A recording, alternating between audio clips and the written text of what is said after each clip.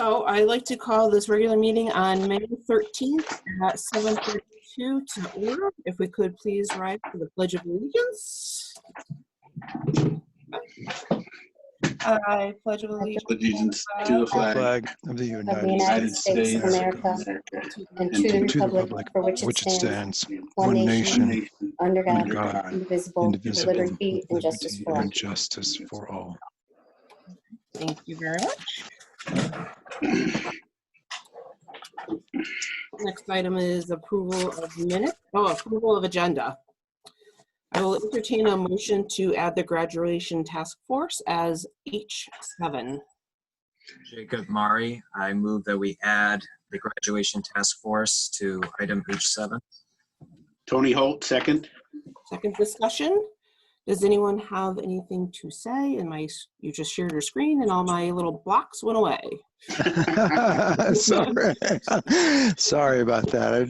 No trying problem. to get Any discussion? Okay, all those in favor say aye. Any opposed? Nay. I'll have to do a roll call. Rini? Aye. Tony? Aye. Jacob? Aye. Dana? Aye. Christina Plord? Aye. Christine Griffin? Aye. And Karen? Aye. Perfect. So we will move the graduation task force as H7. Okay. H7. Next is the approval of minutes. I'll entertain a motion to approve the minutes. If you want to go by April 22nd first and then April 29th. Christina Plord, I make a motion to approve the April 22nd, 2020 minutes. Rini Bisa, second. Second. Discussion. Any discussion? You can literally raise your hand if you need to, because I have your pictures all up. At this point, too, you guys can take down your hands because you guys are on top of the list, and I don't think that will bump you down. And then that way we can go from there. Okay. Rini, are all those in favor say aye, say nay, or Aye. abstentions? Tony? Abstain. Abstain. Jacob? Aye. Nina? Did you say, if you said Dana, I say aye. Aye. Perfect. Christina Plord? Aye. Christine Griffin? You are muted, Christine. Aye. Karen? Aye. Perfect. The April 22nd minutes are approved as is. Christina Plord, I'd like to make a motion to approve the April 29th, 2020 minutes. Jacob Mari, I'll second that motion. Thank you. Any discussion? Does anyone have anything that needs to be changed? Okay, looks good. All those in favor say aye. Any opposed say nay. Any abstentions? Rini? Aye. Tony? Aye. Jacob? Aye. Dana? Aye. Christina? Aye. Christine? Aye. Karen? Aye. Aye. Therefore, the April 29th, 2020 minutes are approved as is. And we will go down to public participation. We will have Tony over here is our timer for 2 minutes. So when you have 30 seconds left, he will either say it if you're on the phone, or he will raise his hand for a visual cue so that you know that you have your 2 minutes. We will have a point of order to talk about any questions that you guys may have if we can. So with that being said, we will go to see who would like to speak at this moment of time. And once again, if you're on the phone, it's *9, correct? Correct.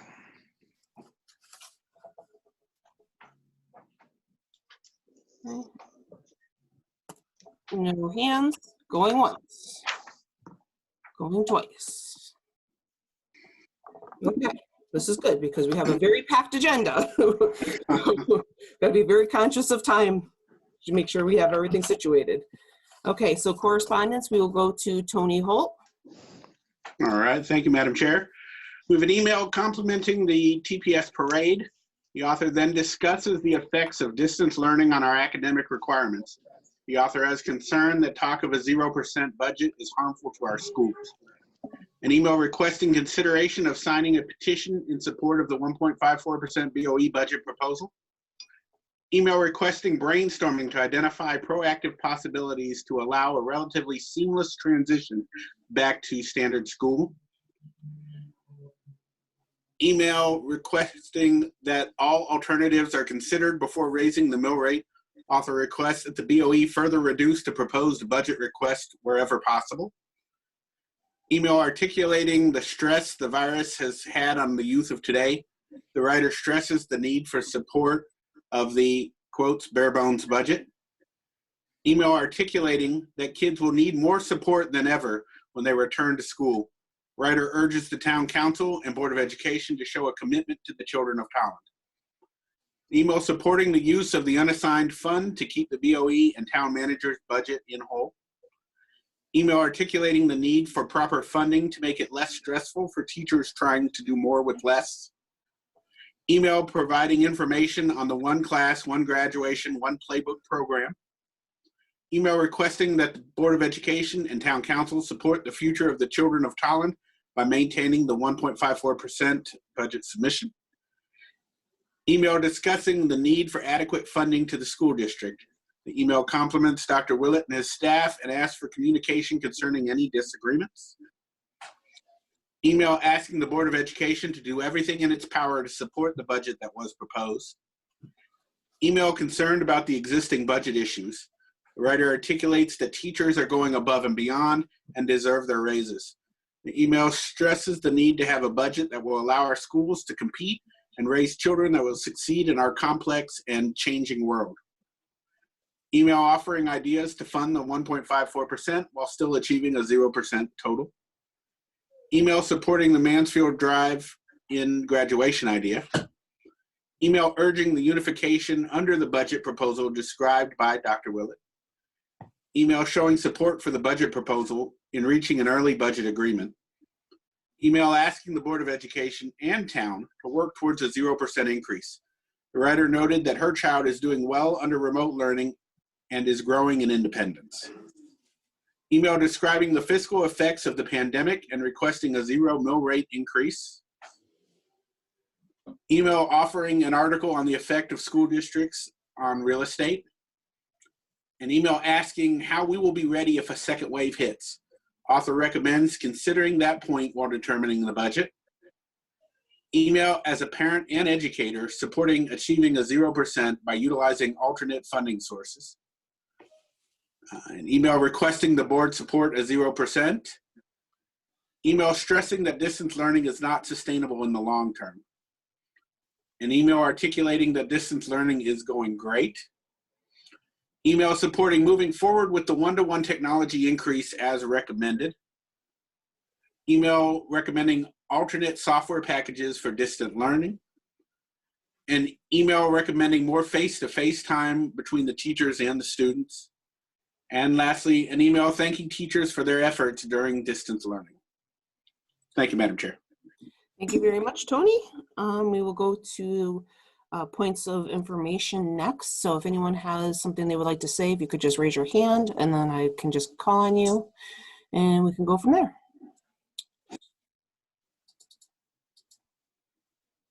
Okay, everybody good? Perfect. We will go to student representatives report for Fisher Thompson and Alexandria Costa.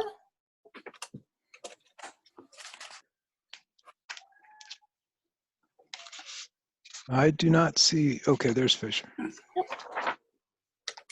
Hello. Alexandra. There we go. Okay, awesome. Hello. So, I mean, I'm not going to pontificate on it all too much because we just had the meeting on Monday, but seniors are really worried about graduation. That's very clear by now, but they are very glad and very thankful the administration, Dr. Willett, the high school administration, and the board are taking action. I can speak for myself in saying I am very glad and thankful. Student council elections actually are happening as of right now. Voting started on May 7th and will continue through the 14th, which is tomorrow. And in that, we will also find out next year's Board of Ed representatives, student representatives, that is. And from there, I will tell you next meeting. Alexandra? So I know a lot of the clubs at the high school are still happening. I'm particularly part of a bunch of clubs that are still going on. We're having Google Meets. We're having student council meetings. DECA meetings are still happening. They're also doing elections. Health Science Club is still doing meetings. I know Best Buddies is doing meetings. Health Science Club the other day, they had Dr. Brian Cicerelli come in and like talk to everyone about the medical field and stuff. And they're also holding elections. So fourth quarter started at the high school 2 Fridays ago. And I think everyone can say we're all definitely getting more adjusted to online learning and things are going fairly smoothly at this point. NHS is doing virtual inductions for those people that have been inducted into NHS. And then NHS Tolland United classes are in full swing now. Yeah, just to add on to the Tolland United classes, we just had one today. We have them every Monday, Wednesday, and Friday. The time changes depending on what class it is for anyone in the high school. So whether that be high school staff, high school students, all of them are welcome to join. We may open it up later depending, but we're gonna go with the flow for now. That being said, if there are any parents or students watching, other than the board parents, that is, NHS is still tutoring virtually. So if there's a student that's struggling, we've got them. You just gotta, I believe, contact the counseling department for that. Other than that, senior alumni shirts, we're working on that for our class, and AP testing started Monday and will continue through next Friday. Perfect. Thank you very much, Fisher and Alexandra. Plord had her hand up. Oh, I was just curious how you guys are doing your vote for your student council elections. We're actually doing it through a Google form. So there's options where we can make sure that each account only uses it once. We can make sure that accounts are student council members. And we're just doing it that way. Great. I'm happy you're having your elections. That's wonderful. Thank you. Anyone else? Thank you guys very much. And it is exciting that you guys are holding an election during this time and, you know. We're trying our best. Google Forms. Dr. Willett loves Google Forms. I love them. Yeah, I love them. Hey, I learned it from the best. So. Very helpful stuff.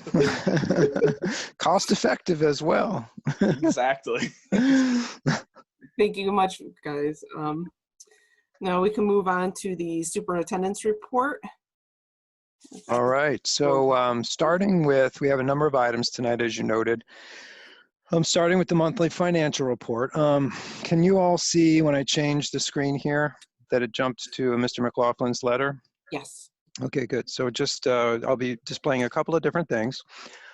So we are at the point of getting close to the end of the year. The May financial report reports out on the 10th month of the year, which is April, and the close of April for the fiscal year. This budget balance at this point, or at that point, was $1,030,366. It did not take into account the excess cost payment at that time. We have received that, so I will comment on that as a very recent thing. So we're still working out a couple of things, but this number is going to be a bit higher now because of excess cost, and I'll explain that in a minute. So as we take a look at this, it is 2.58% of the Board of Ed's full budget. And we are right now exploring what we may receive from economic stimulus and from the CARES Act and other aspects of what the state is doing. We do expect perhaps that some money may be coming to Tolland, although more money would be going to priority districts. We may have some money coming in from those means as well. I'll also be discussing FEMA a little bit later too. So as we jump into the next item on the superintendent's agenda, superintendent's report, we'll get to some of those pieces of information in more detail. So basically this ends April with about $1 million. And the breakdown, I'll give you a basic overview, which I know then in FFC will go into in more detail. This I'm not sure how displays for you, but this is the standard monthly report that you typically get, illustrating the $1,030,366 at the 2.58%. Salaries are currently under budget, as additional hiring of teacher and para have not been fulfilled in some cases and are currently being staffed by certified LTSs. The available budget could raise as we go toward the end of the fiscal year. So this could actually get a little bit higher because we may not be expending it. We do have 2 leave of absences, some other leave of absences. We had a military leave of absence. We had a resignation. So there are going to be some things where we will recover some funds, including hiring savings. When we hired the TIS nurse, special ed teacher, grade 1 teacher, assistant principal even, generated some salary savings from what was planned in the budget to what was actualized. So we will have funds at the end of the year in this area. As we get into the close of the year, I would expect that 250,000 could be a true savings number, or a very accurate number as we get into June and end the year. Substitute expenses are roughly the same. We do have some LTS expenses to incur. Typically, they get incurred in the substitute line, so we do expect that line to change. Overtime expenses are over budget due to a number of different situations that we're contending with and additional work that had to be done. Stipends are currently under budget because parents who have paid for the spring sports pay to play have been reimbursed, and spring sports encumbrances have been removed. Health insurance and severance and employee benefits increased slightly due to the change in some staffing. Employees who are newly hired, typically there are some adjustments. There have not been a lot of new hires, as I said, so that balance should remain about the same in that area. Retirement, course reimbursement, and unemployment expenses typically happen. There could be an effect of some unemployment expenses through the remainder of the year due to the coronavirus, but right now, as you know, the boards of ed were required to to pay bargaining units and to also pay things like transportation payrolls, things like that. So most of the individuals are engaged actually in employment, but there may be a small effect by some who are not. The benefits consultant we talked about before was a transition from Millman to Lockton.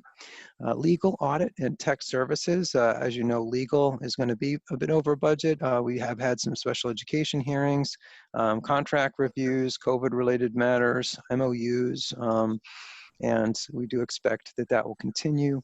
And there'll be also some tech service expenses as the year progresses. And negotiations also has an impact on that. Repair, maintenance, custodial, cleaning, equipment expenses will continue to be spent as the final months of the year progress.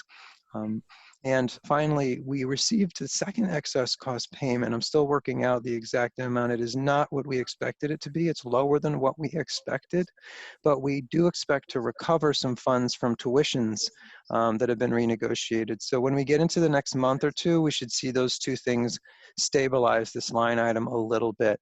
And you will not have seen it incurred in April, and that's why it's not, you can't really see it reflected in this line. April, we had not received it. We just recently received it, and so I'm still working that out. We typically do receive it in May, but I do expect that the tuitions, not reflected here in the April budget, but just as kind of a heads up about May, that we will see some balancing out of that line. You'll see that coming into more of a balance because of that. Transportation, as we talked about before, slightly over budget. Buses will continue to be encumbered for student population needs, including special education. This is an item that we are continuing to work with the bus company on as we get to the end of the year. There are things that are changing and that we are adjusting memorandums of agreement with the bus company to make adjustments to that. And as are many, many districts across the state trying to make adjustments, we are required to sustain and fulfill payroll for them, but we do not, and as I've stated before, there are things that I do not feel we are required to pay. And so we're in the process of finalizing that. And every time something happens at the state, that gets a little bit more complicated. So we and a number of other places are working to finalize that. You should see the results of that finalization in May, and we'll have a pretty accurate number, hopefully, as we get to the end of May, which is also why phase 3 of what is going to be the next report focuses on kind of the end of May, because some of this information should hopefully be finalized at that time. Energy expenses have been transferred to the town. USIF should actually be spelled UISF, but in any case, that money is transferred as mentioned at the beginning of the year. I have been asking the town a few questions about this because there is a potential area here for funds that we could look at, but because of the structure of the UISF fund, that would not be an easy thing to do. So I'm not banking on that, but that'll also be talked about in the next agenda item as well.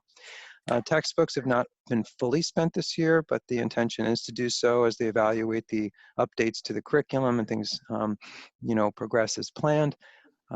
Instructional supplies, miscellaneous general supplies are currently under and will probably be by June the same.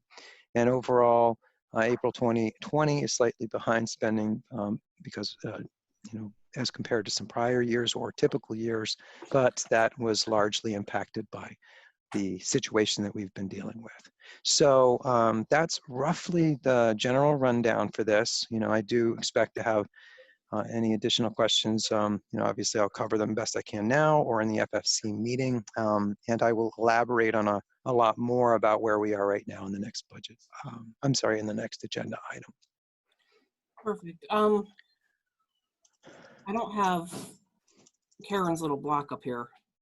Karen's block. Yeah. I'm sorry, Ashley, what do you mean? Is Karen still on?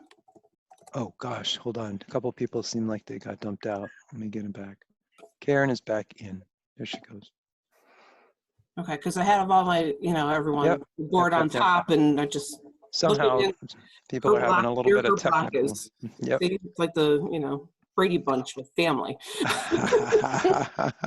Okay, so we have everybody, got hands. Christina. I have 5 questions. They don't have to all be answered now. I just figured I'd put them out there and FFC could talk about them if that's the plan. In regards to the salaries, you mentioned long-term subs. Do you have like a hiring freeze in place right now to evaluate, what the needs will be come the fall? Yeah, LTSs are usually incurred in the substitute line, but there are positions that we are not currently, we were looking to fill, but based on timeline, it may not happen by the end of the year and would be probably, we keep the LTSs in place for those. Okay. My second question was, with travel and conference, can we get any reimbursement if nobody's going anywhere? Are these conferences being regarded as online now? A lot of them, as you might imagine, the companies that do them are transitioning and offering, virtual replacements because they want to be able to fulfill their contracts. However, we are pursuing that. There are a couple that may be something we can recover from. I've got 2 or 3 in my mind right now, and hopefully we'll be able to, get that resolved by the May report, definitely by the June report. Okay. The next one is, and you don't have to have exact numbers now. I'm just curious what the excess cost reimbursement was versus what we were expecting. Yeah, I need to look at that so I'm not giving an incorrect number, because off the top of my head with the time I had, I didn't, I wanted to include it and then wasn't able to do that part, but it was about 80,000 different than what we thought, I think. And like I said, I think we're going to make that up in money we're recovering for tuition that we have, obviously renegotiated because of certain things we don't need to pay out for outplacements. Okay.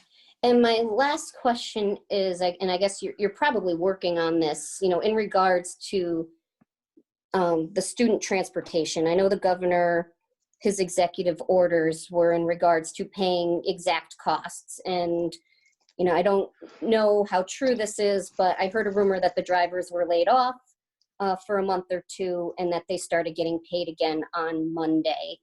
So if we're not paying fuel and we're not paying the drivers, I have a hard time with this being over budget. by Yeah. $100,000. So, and I know you probably do too, but I'm putting that out there that we really need to, I mean, they're private companies. We need to prevent the greed.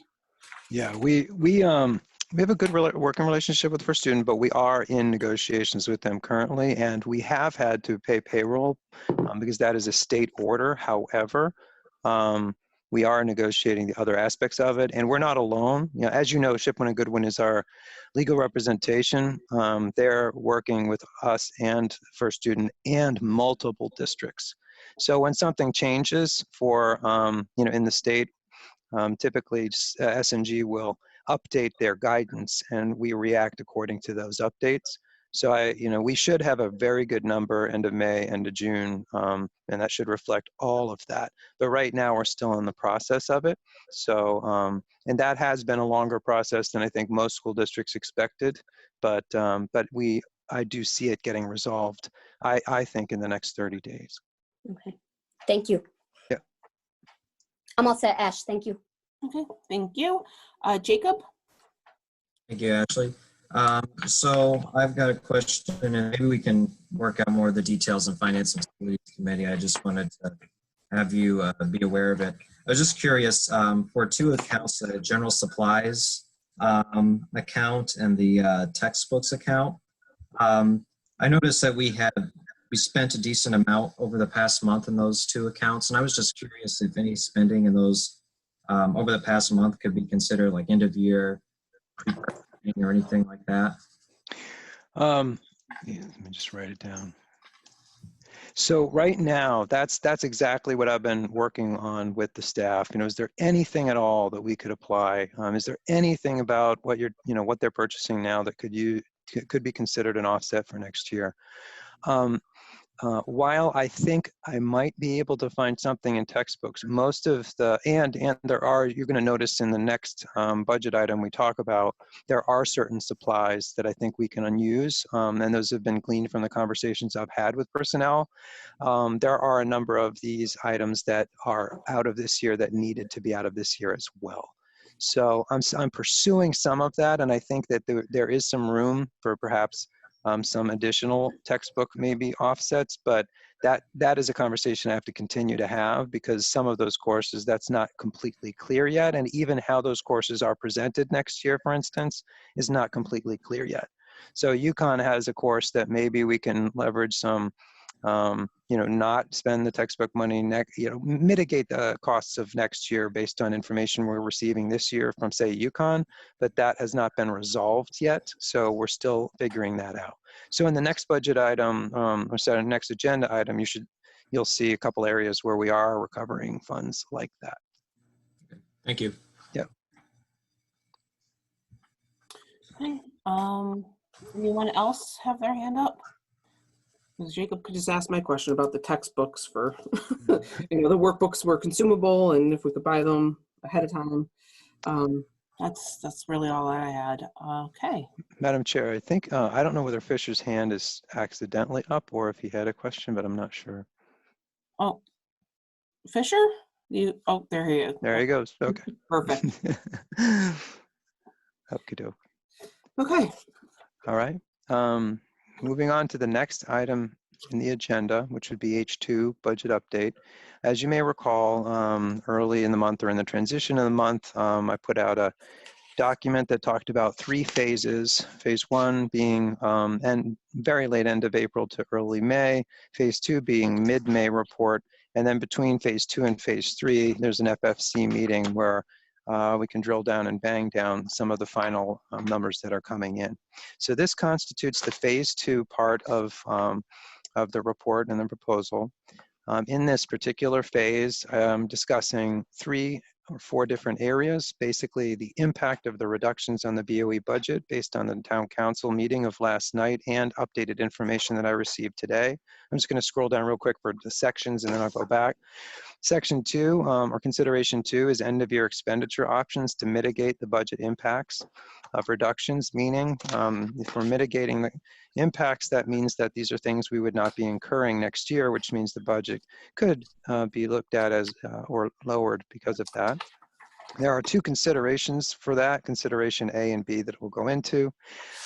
Section 2B are items needed for next year to contend with COVID and/or operations, and which I'll go into in more detail in a minute. These are items that could help, as has been discussed on 5.5, but they are not something that would offset or rather mitigate next year's budget. And section 3, projections for the ed reserve and the remaining rollover to the town. Once again, these are projections. So we're going to need to get more information over the next few weeks and talk about it in FFC. But these are projections as to where it might be.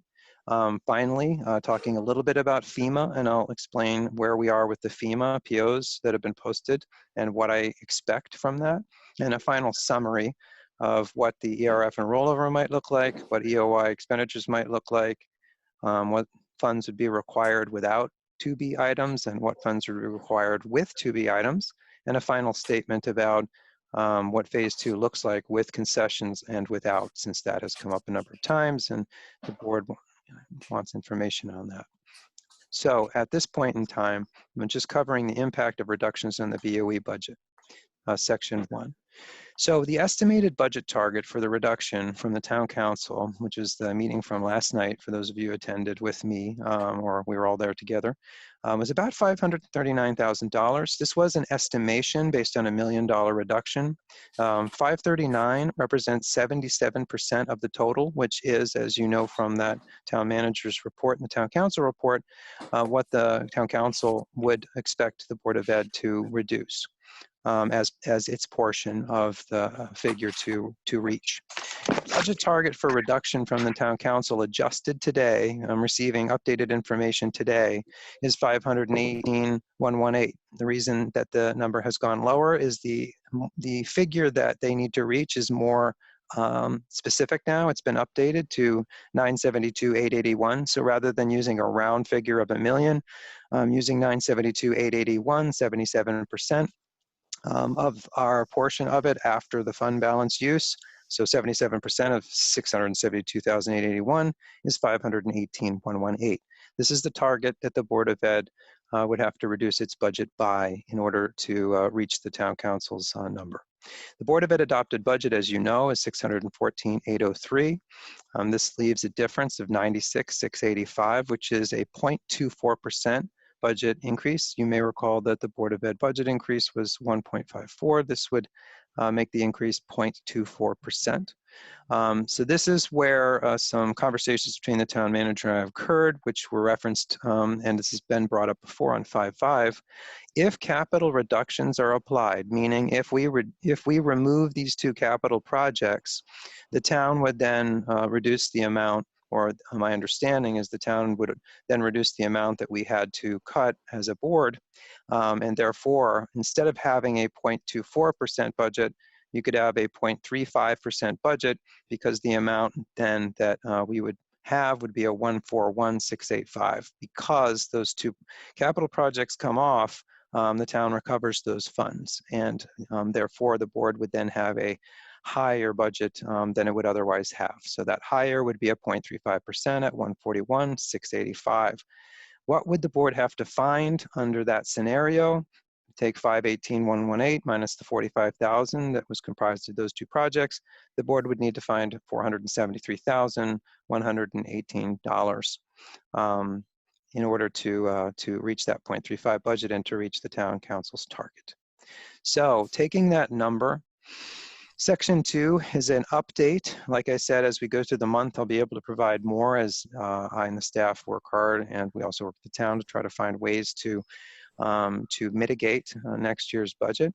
If you take a look at Section 2, the end of year expenditures to mitigate, these expenditures, UBD, BGP, RAS, Kendricks, Literacy How General Ed, Literacy How Special Ed, Wit and Wisdom, Custodial Supplies, Dynamath. These are things that could be purchased at the end of year that would mitigate next year's budget impact, meaning we could lower the budget impact by 260,759 of the 473,118 that was referenced in Section 1. That would mean that we would have to find an additional 212,359, and that right now, on May 13th, the way to get there without getting further information, which I'm hoping to do by phase 3, is get further information so that this number could be lowered. However, reporting out to you right now on May 13th, that remaining would have to come from personnel reductions of approximately 4 or more certified positions. My hope is that between now and March 27th, the ongoing conversations with the town and other areas that we're looking into would yield additional items that we could use to mitigate next year's number. But right now, this is as far as we are able to get at this point in time. So this is a combination of end of year expenditures of 260,759 and the 212,359 coming out of staff reductions would reach the target of 473,118, leaving the Board of Ed budget at a 0.35% increase as illustrated above. If you look at consideration B, what consideration B refers to is the request and the information that has been requested, that what would happen if bargaining units were asked to defer their increases, accepting a 0% for fiscal year 21, with their contracts pushed back 1 year and current contractual conditions for other provisions held constant. Please note, and this is a big note to make, we would have to negotiate this with the unions. Therefore, that figure may not be completely accurate because how things get pushed back, there may be aspects of it that would affect this figure. However, it's estimated that 456,765 could be recovered if teacher and administrator bargaining units agree to concessions. We would be asking and would need to ask all units for concessions because you wouldn't necessarily want to single out any particular unit, but to give you an idea of scope, if those 2 units were asked, that figure is what could be recovered. Therefore, that would greatly obviously impact it if the amount you need to define was 473 and concessions brought 456 or somewhere near it. That might help a lot with respect to meeting that number. Again, I'm not making any recommendations here. I'm responding to requests for information. Note the bargaining units would need to agree. I just need to repeat that again. They would need to agree. So this would not be something that we could just say could happen. It would be something that would have to be negotiated. Section 2B, items needed for next year. The reason why this is important is that there are items that would not mitigate next year's funds. They would not increase the budget request or decrease the budget request, but there are items that could be purchased with end-of-year funds that would solve problems. So for instance, the Clorox 360 cleaning system. Right now, if because of COVID next year, we were told, let's just say, the state said that we could have occupancy for our schools every day so long as the school classrooms are cleaned fully every single day, every single room. Right now, we don't actually have the capacity to go through every single room every night. There's a rotation schedule that typically happens. I mean, trash is dumped, things like that. But surfaces were not wiped down. Every single room was not done every single night in terms of surfaces. So if we were told we had to do that, one of the only ways we could achieve that is by having these Clorox 360 systems. Essentially, these are strapped onto the backs of the people using them, and they allow for a very, very fast cleaning and thorough cleaning of a room because they are kind of a spray methodology. So the person would go into the room and is able to spray this mist into the room, and the mist, they're able to get through that room in a matter of maybe a minute or two or a few minutes, versus having to spray and wipe down by hand all the surfaces, which tends to take a much longer amount of time. And something like that might mean that we would have to go with an every other day structure or something because we couldn't get through every room per night. So this is just kind of how that kind of thing can affect things. We don't know whether the state's going to require that or not because we're all desperately waiting for further articulations from the state on what they're going to expect for this. But I have heard that as a potential one that, each day of school for which the schools have been fully cleaned the night before can have students return for that day, and that would be one of those things that would impact us. Carousel or teleserve, I forgot to put the description in here in my need to get this done, but this is the phone system thing again. It's put in there. It's possible that figure could be 27 rather than 38 if we use teleserve. If we use carousel, it's 38. But this is the phone system issue. Birch Grove is going to need at least 20 phones. We can't add phones to the system without the upgrade. So this kind of remains on here because sooner or later, someone's going to have to get this upgrade because we're going to need those 20 phones in Birch Grove when the building is finalized, and no one can add any phones anywhere without it. So it's an upgrade that kind of, it's got us in a spot, whether we like it or not. And, you know, we don't like it, but it is a reality for us, and it's been on the radar for a while. Chromebook 1-to-1, that was part of what was illustrated last time, replacing the 184 and supporting the 1-to-1 program. These are here again because they were part of the previous phases, and they're there for your consideration regarding, you know, whether or not the board is able to do them or does do them is up to the board. Section 3, projections. This is about the same thing as you've seen before. The 399,756 would be transferring to Educational Reserve Fund. I do highly recommend this. I do expect that we will potentially need it for adjustments that every school district in the state will need to make, and any adjustments that we can make within our own budgets and our own educational reserve funds are adjustments we do not have to ask anyone else for. So it's also to the benefit of the town overall that the board has the maximum amount put in ERF this year in order to be in a good position for any impacts that we may have. Well, not only in this, but also in, you know, the area of technology should we need to be doing something next year that is not traditional. And it looks increasingly like we will need to be doing something next year that is not entirely traditional. So we're making plans for that right now. And we will be over the next, you know, month and 2 months and 3 months, when especially when we get the information from the state as to what that is supposed to look like. Again, for 542 is estimated figure transfer to the town. There's, you know, obviously this is just offered as a, you know, point of consideration. The board has the discretion to do, you know, what it would want to do with that figure. And I know Ms. Griffin has also made some suggestions. Section 4, other considerations, FEMA, as you know, to date, we've made $25,000 of POs against what you could call FEMA account. Right now, it is very unclear when we would get any reimbursement for that and if we would get any reimbursement for that. We do expect FEMA to be completely overwhelmed because they've never had a situation on this scale, which they've been, you know, having to deal with paperwork-wise even. So, you know, we can't really count on this money coming back, you know, to be part of that budget. And also, even when or if it were to come, it would be likely that it would go to the town, and the town would decide ultimately what to do with that at that time. So it really isn't something that we could use to you know, count on for a budget build here. Finally, section 5 is the summary. Total ERF and rollover estimated 941,756. Total EOA expenditure from section 2, 267.59. Total end of year funds required without section 2B items would be about 1.2 million. Total end of year funds required with section 2B items would be about 1.377. Currently, I think we're still going to be in that zone of about 1 million to, you know, somewhere in that range as we get in to the end of the year. So it'll be important between now and the FFC meeting next week for us to get additional data, and I'm hoping that we do. I feel confident that we will.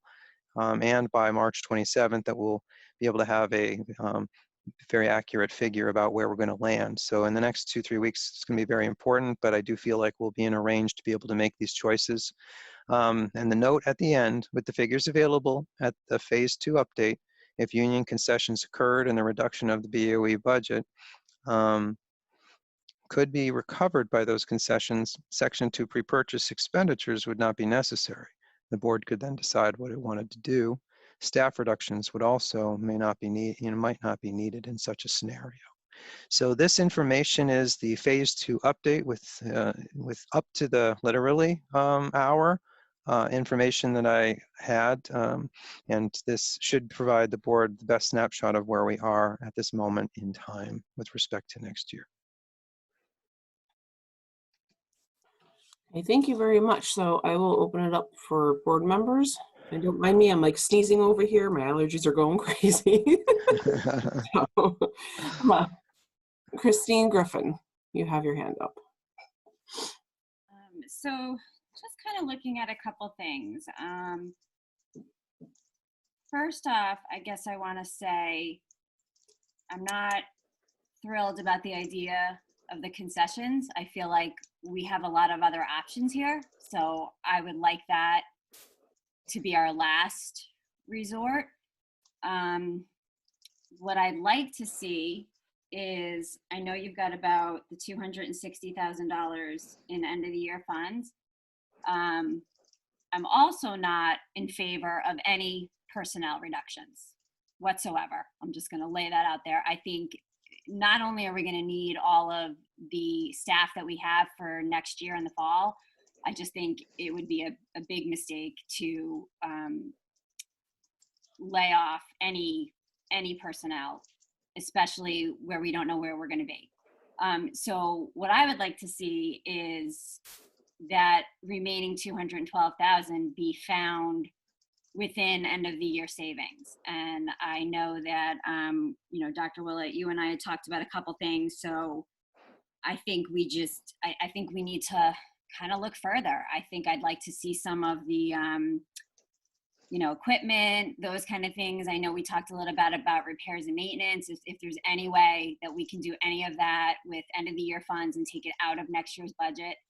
I'd also like to see, and this might be something to bring up to the council at our joint meeting, I'd really like to see the 94,000 of Birch Grove. I'd like that removed from our budget. And perhaps if there is money that we do end up turning over to the town, that can basically be put towards that.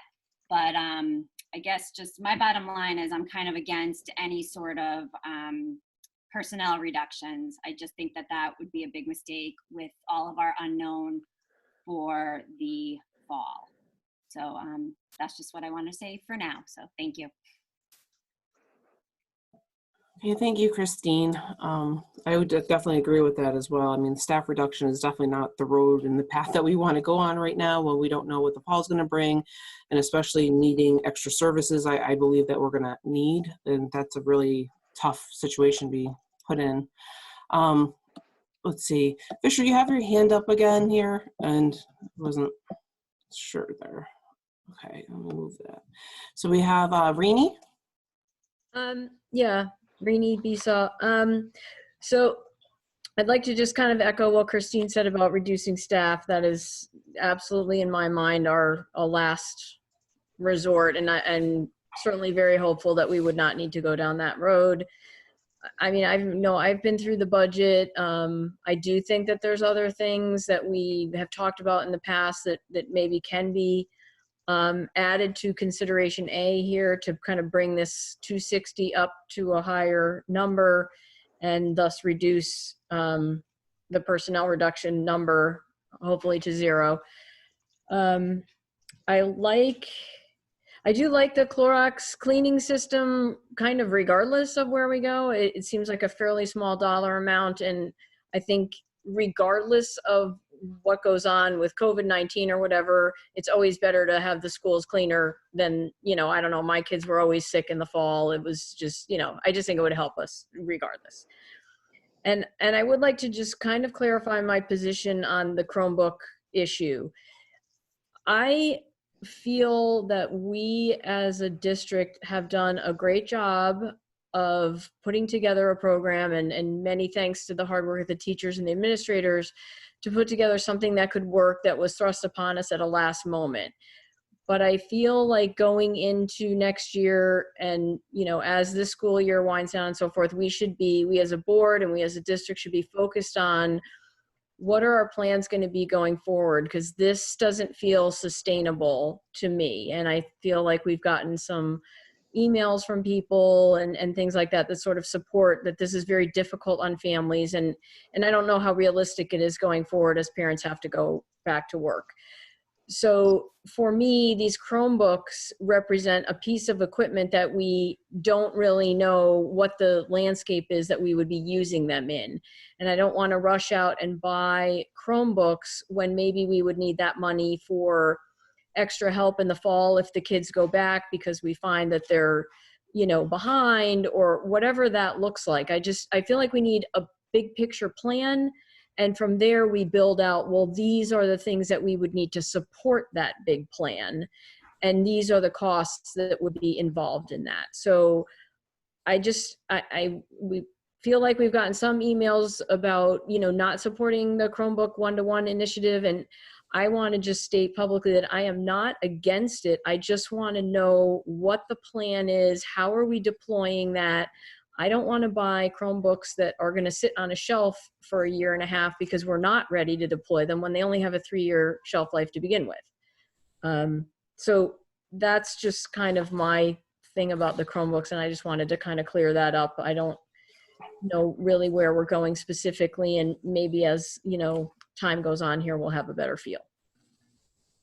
Can I just clarify one thing? And great observations from Ms. Bissaw. I appreciate that, and good points. I think just to clarify, I think I don't want to conflate the one-to-one initiative with the online, continuity of learning program, because they're two different things. It just happens that these 184 would be replacing really old units that we might need. But the one-to-one initiative was the thing that I was going to have the board members do the instructional rounds on with TMS, and that got kind of knocked off when we had this coronavirus issue. So I still hope to do that at some point, but the 6th grade teachers would be great if you want me to line up a couple to ask about this, because traditional back in the school classes with Chromebooks are highly enhanced by the use of these devices.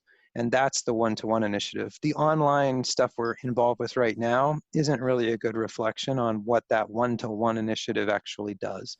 So the 184 does help if we get back into this situation next year, but the one-to-one initiative itself is meant to do much, much more in the traditional classrooms with kids in rooms. So that's just, I just wanted to make sure that we know those are two different kinds of things. People commenting on online learning aren't necessarily commenting against one-to-one. I understand that, and I want to be clear that in terms of replacing the 184 that are coming to the end of their life, I'm not, saying anything negative about that. I do wonder why that wasn't in the budget in February. We clearly had to know the age of the Chromebooks at that time. Maybe they're just getting used more. I don't know. I think the last time we talked about this on the document, it was showing that the Chromebooks were being bought for K-8.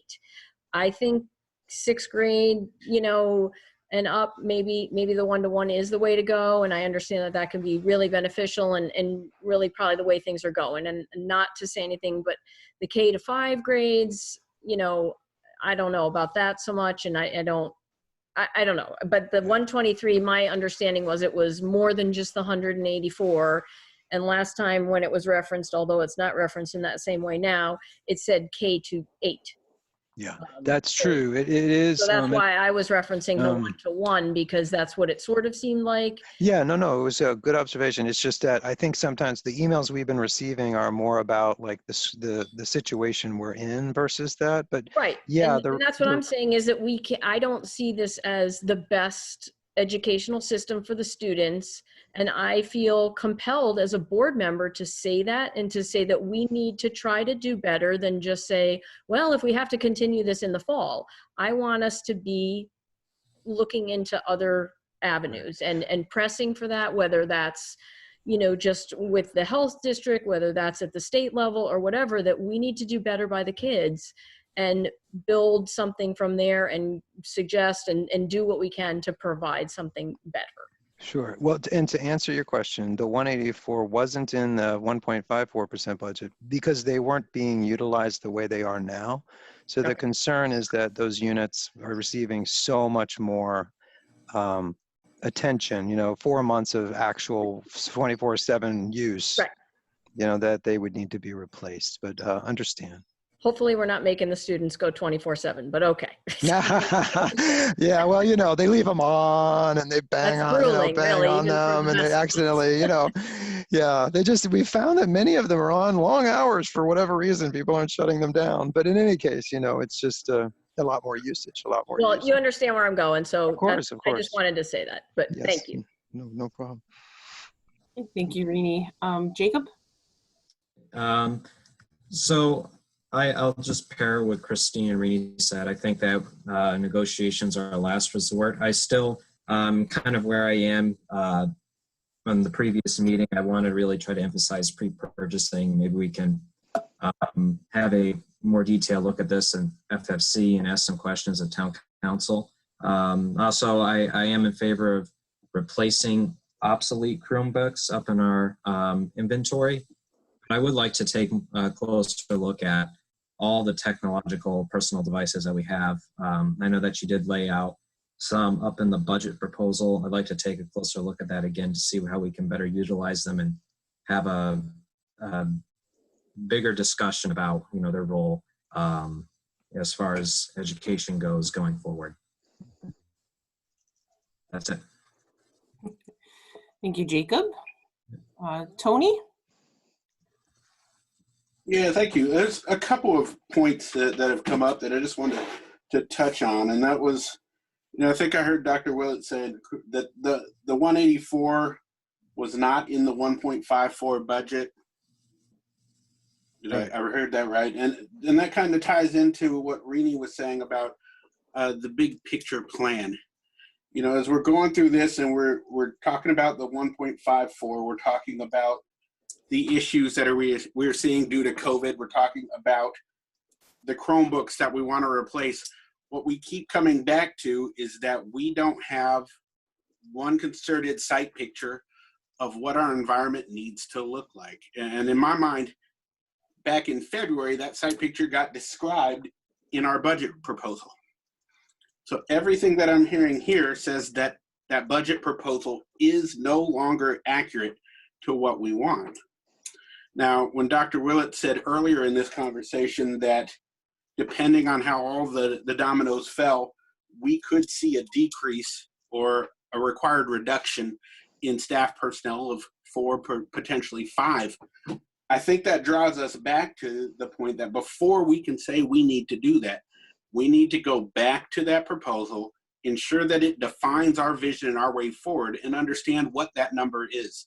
Before we start affecting personnel, are there programs that we could delay? Are there other options in there that we could put together? So I guess my question really is for you, Madam Chair, that I recognize that we've got the 3 phases where Dr. Willett will really fine tune these numbers and we'll be able to come back with what I'm assuming is a direction for him. But when do we foresee this board having that vote? When do we provide him direction on where we want to see those reductions come from? Or, as I'm recommending, when can we direct him to look back into that budget proposal? Question mark. Me personally, I believe that at this point, everyone should be opening up the budget books and looking through all the things that we believe that we could ask and try to, you know, maybe what about literacy? How? Yes, we can purchase it, but, you know, is there a time that we're going to be able to implement it properly if we're not in school? I don't know. Those are definitely questions that, you know, Dr. Willett could answer better. Sure. But I also believe that there's also questions for town council. Like, I still want to see if they'll maybe let us put the phone system through the capital budget, you know, and see what else that we can do that would make more sense so that we have funds that we can use for other items that we would need. Well, I guess with all due respect, my concern is in timing. You know, I'm sorry, Dr. Willett, go ahead, sir. No, I apologize. I just wanted to offer that placed between these meetings is the FFC meeting. And the FFC has the track record of really diving deep. And my expectation is that's what will happen in the FFC meeting, that as these numbers evolve, the FFC is, you know, doing the some of the dives on these items, talking about, you know, what maybe it feels like it wants to ask from the town, but also asking more detailed questions about where we are.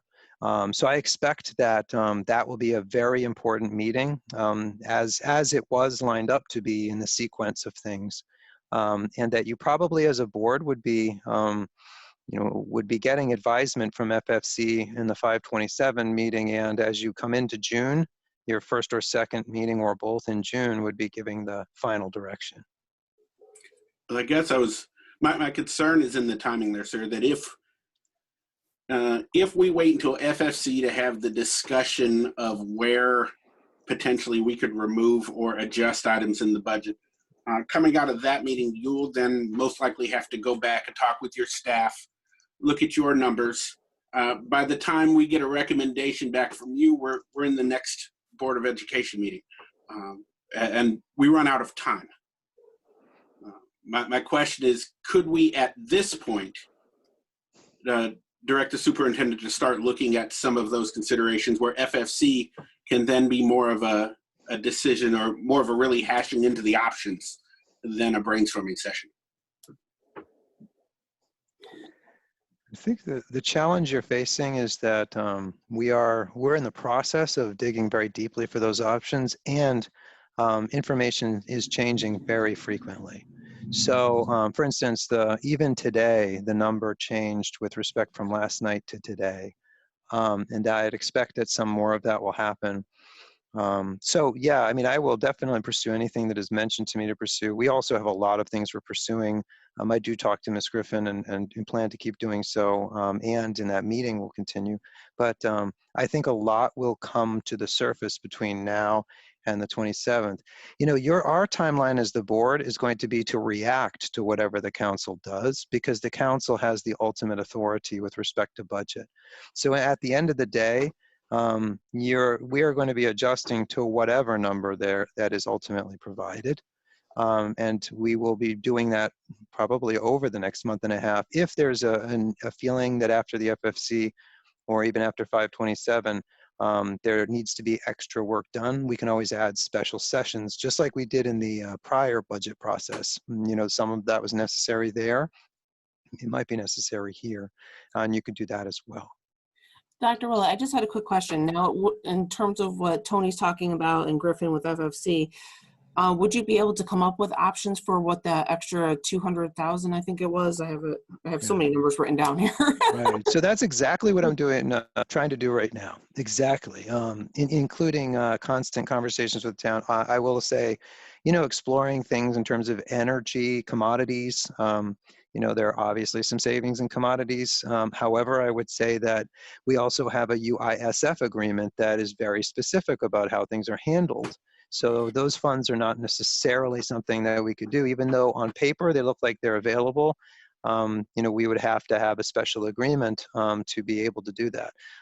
There are certain other areas where, you know, pick up 8,000 here, another couple of thousand there. But I'm working with virtually every member of the staff of the town that relates to this, and all of the members of the staff of the board daily about these things. And as they come up, I will be adding them to that section 2 list. So I can pursue anything else you want me to as well. But you know, we're closing in on a lot of the ones that have real opportunity for being executed versus the ones that, you know, that would be kind of hitting a stone wall. So, Madam Chair, I guess what I'm asking is, and I'd like to see the option where we looked within our budget, the BOE budget, and looked for where we could remove those numbers from. Not one which I fully recognize, and I appreciate what Dr. Willett's saying, but my fear is that we've got a whole lot of ifs in the air. If the town council decides this, if the end of year reserve monies come into these kind of numbers, and while we've got to look at that, I think we've also got to look at the option where those things don't come to fruition. How do we reach that number? And I'd like to see that option where our budget is reduced to meet that 0.35. I think it was. Yeah, and that's actually what I'm trying to provide with the phase documents, you know. And when I mention commodities, that is our budget, but it's our budget that is locked down. Okay. You know what I mean? And I'm not criticizing that. I'm just saying it's you know, it is our Board of Ed budget. It is what we transfer, but it has a specific purpose as per UISF agreement. So I guess I'm not being clear in what I mean then. I'm saying that the programs and the goals that we put together, where do we have efficiencies? I'd like to see us look into there to ensure that that's as efficient as possible. Well, what I would say is, honestly, I was trying to review, and I definitely have some questions for FFC because I want to know about like the accountant, if we were able to come up with those. And I think that is more of an area that those questions are best to go through with the FFC with the numbers. I mean, if you have anything, I think it would be great to write them down, to go through it. I know Christine definitely goes through with a fine-tooth comb, and she's great about answering questions. So I think, to me personally, I think that as a board member, that everyone kind of needs to take that responsibility to see what portions that we could take another look at. Okay. I mean, to me, I think with the FFC, that's like what the special meetings that we had to have those conversations with the full board. I think, once again, the FFC dives in a lot more than we do as a board itself. Well, And I agree. I just think Dr. Willett is in the unique position of being able to pull a lot of that information together very quickly so that we could discuss at FFC. I mean, rather than the 9 of us picking our way through here and saying this, that, I'm wondering if Dr. Willett, utilizing the same pencils and stuff that he used to come up with this, to figure out where we could pull without feeling the pain, could just expound upon that a little bit more. And that way FFC and the subsequent meetings could be ones trying to really dive into the details rather than just delaying a couple of weeks. Okay, so let me just get this right. So essentially what you would like is more of the confirmed numbers of efficiencies and what can happen prior to FFC conversation?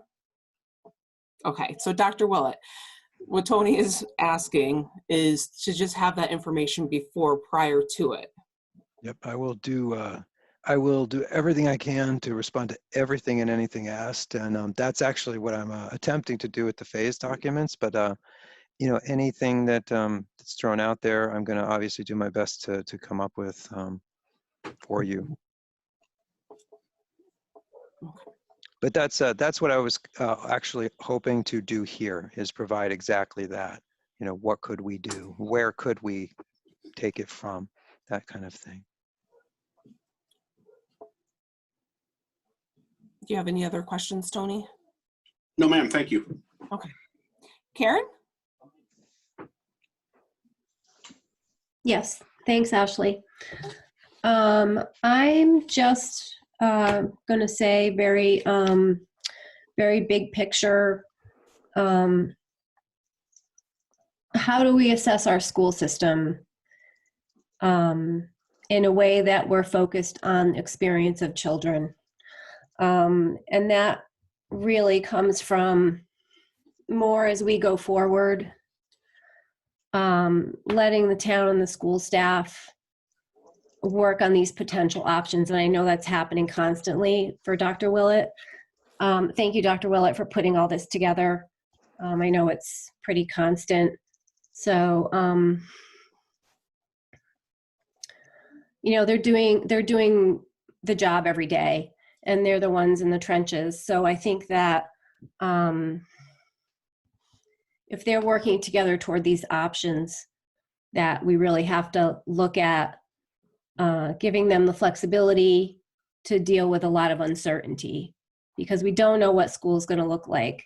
We're dealing with several different options that could happen, and that could morph into a lot of different things. I was going to ask, and I don't know if this is more of a joint meeting question when we convene, but is there any possibility of additional insurance savings? Since, you know, we don't have any, you know, probably a big decrease in claims and things like that. And I don't know if this is maybe a combination question when we get to our joint meeting, but. Yeah, I can give you the answer to that one. As far as I know it at this time, we did explore that, and actually, no, the trend is not helping us right now. Okay. So to do that would not actually, at this moment in time, you know. Okay. And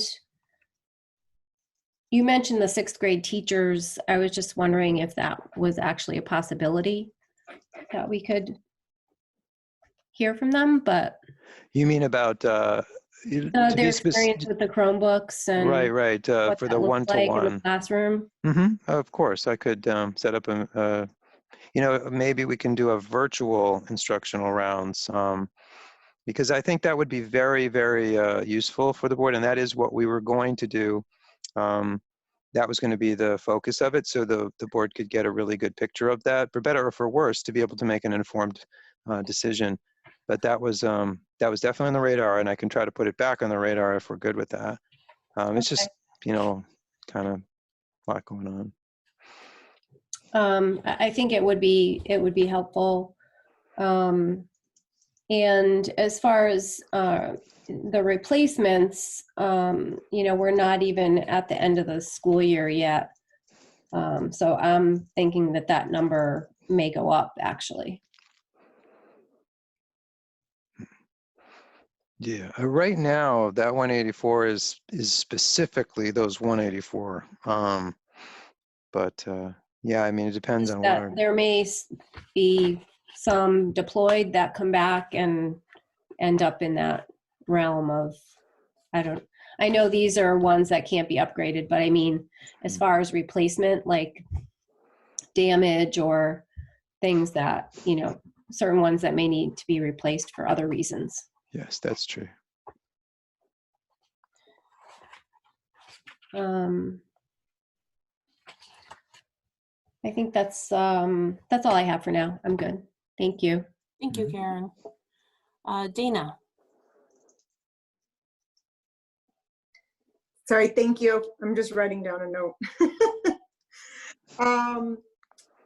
Thank you, Dr. Willett, for putting this together. I know that the town council was just last night, and as of lately, with everything in life, with COVID and such, everything's changing by not just by the day, but the hour and the minute.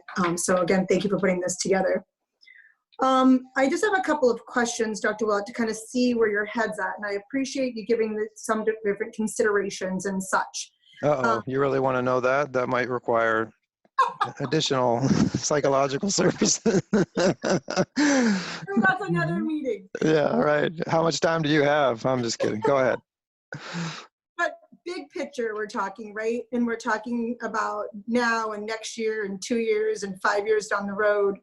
But if I'm understanding correctly, we have to plan for like 3 separate scenarios for our budget for next year, for school for next year. I mean, are our kids going to be in the classroom? Are they going to be all online?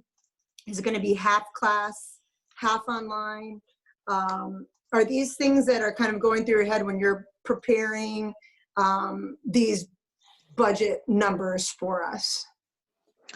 Yeah, I mean, I think one of the things we're all desperately looking for, when I say we, I mean across the entire state, all superintendents, all administrators, is where will the state land on this? We wish we had that yesterday. We're a little frustrated that we don't have it, but having said that, I think where this likely lands is that they will put some requirements on the number of students that we can have in one place at one time, and that we will have to comply with that through a series of modified schedules and cleaning schedules that match up to the standards and match up to the requirements that the state has laid down. So that will mean adjustments in busing, adjustments in schedules, adjustments, adjustments in cleaning and materials. So yeah, and we are planning and thinking about that constantly. One of the frustrations is, we don't want to make a massive adjustment for something that the state then says, oh, forget it, you don't need that. We want to make sure that what we're doing is going to be in compliance and in dovetail with what is being asked. And, so we within the next few weeks, and hopefully week, and I wish day, we'll get that guidance from the state, which is why I try to be, wherever I can, when we have received information, I try to be direct about taking a position on something, because I know that ambiguity sometimes is a difficulty and does not get us to where we need to go. So as soon as we do have information, we're going to put together something that is not ambiguous.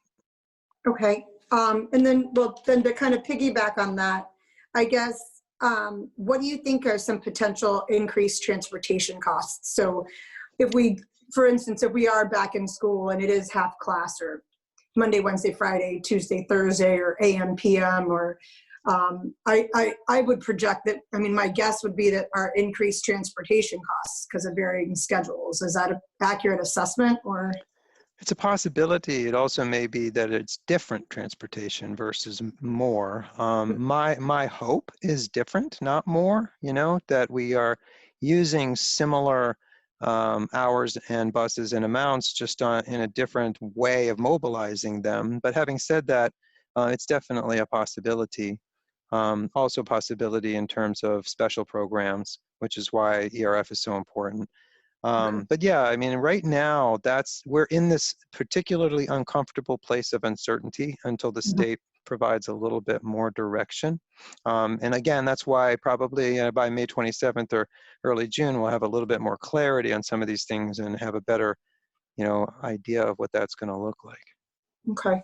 Well, I guess one other question that I had is circling back to the Chromebooks. Obviously, if we're looking at these three types of scenarios, whether the Chromebooks are in the classroom or they're at home, or like I said, if they're doing staggered classroom, we're going to be needing to use those Chromebooks in multiple capacities. Now, what would be, I guess my question would be, is we know if they're home and they're online, the kids are going to need Chromebooks. I mean, we know that. We do know that there's 800 Chromebooks out there for families. And we do know that that has not provided every Tolland student a Chromebook. So we know that. So if we continue to stay at home, having effective Chromebooks and having enough Chromebooks for our population is not something that we can supply currently. We do know that. However, you know, having those Chromebooks, 184 Chromebooks, I'd be advocating for ensuring we have those, because whether or not we're at the half class or we're in the classroom 100%, or if we're 100% online, having those Chromebooks functioning is paramount. But we also need to think about those families that are utilizing their own devices. There's families that are using one Chromebook for 3 students or 2 students or 4 students, those kind of things. So I definitely think that needs to be top of mind. But then on a flip side, let's say that we are lucky enough to get back in the classroom next year in full capacity. How can our teachers use these Chromebooks to increase the education in the classroom, increase use of it for utilizing the Chromebook as well as that one-on-one education? I just think it's a positive in whatever situation, whatever scenario we find ourselves in the fall. I think that those Chromebooks could be an impactful resource going forward in whatever our school looks like, or whatever our schooling and education looks like in the fall. And the last thing that I have is one thing that I really think we need to talk about. Well, actually, I'll go back to the end of year expenditures, and I agree with Christine. I think that there's some more stuff that we can look at in FFC. I know that we could probably dig into, I could dig into some numbers. I know that Rini and Jacob and Christine and definitely dive into the budget. I think we can think of some more creative, or try to dive in for some more end of year expenditures, so we can pursue those and talk about those in FFC. I definitely think that we need to look at what our game plan is. It's difficult to look at 3 different game plans though, and have one lane to drive in, to be honest. But I think one question we need to ask is, how does this impact our students and their education? I hear a lot of numbers conversation, and yes, we're talking about budget, so we have to talk about numbers. But I think we need to really think about how this impacts our students and their education. And are we eliminating tools? Are we adding tools? Are we ensuring tools are functional so that they can continue a functional education? You know, for this question, and you've asked quite a few good questions, great questions. Sorry, long-winded. No, that's okay. But just to go back to, you know, the one-to-one, there's probably nothing more important, right? You know, with respect to having the board have having an opportunity to really see the situation, would be that instructional rounds. You know, that really is crucial. I think many of you know, as you went on the last instructional rounds, it provided some, significant opportunity to sort of see the situation. This particular instructional round is crucial really to understanding this, because otherwise it does get conflated very quickly with what we're in right now. So before the world went upside down on us, I was hoping to continue the one-to-one through an educational reserve fund request, and that was headed the board's way before everything went COVID on us. So, I would recommend that to really understand this, we really need to do that instructional rounds, and I'd be willing to put that together. Again, that's not, the timeline we're under is obviously a very, very tight one, but I do feel like people would come out of that with a much better understanding of exactly what it is. A lot of work has been done district-wide on that, big committees, lots of work, lots of people, so it's worth having that at some point soon. Well, thank you, Dr. Willett. And I might have some more questions as if we go around, but I know this is a very packed meeting. I'm sure other people have some pressing questions. So thank you. Thank you, Ashley. Thank you. Christina Plord. All right. Thanks, Walt, for doing this. A lot of good information here. I heard from Karen the experience of children. You said the word uncertainty. Dana said different game plans. I think what's frustrating about all of this right now, at least for me, we're having a budget discussion for a budget that we don't even know if it has what we need for the kids, because we don't know what's coming down from the state. I mean, the rumor is the mandates coming down from the state could triple this budget. And the distance learning is just not sustainable for working parents. I don't know if that's part of the state solution, but I fear for the working parent and what this is going to do for the education of their child, because the rich will hire someone to help with the distance learning or pay for them to go to private school, or other parents just might go to work while their young kids learn by themselves. And I mean, that's the scary part in all this. The budget we put forth was for kids to be in schools. But I'll get off my soapbox on that. I think that originally I'd asked for concessions from the unions, because I thought it was, a time when, while people were losing their jobs, others shouldn't, maybe would forego their raises. But at the same time, I mean, they've earned those raises, and perhaps their husbands or wives got laid off and they already took a pay cut. So I guess I'm not ready to ask for concessions.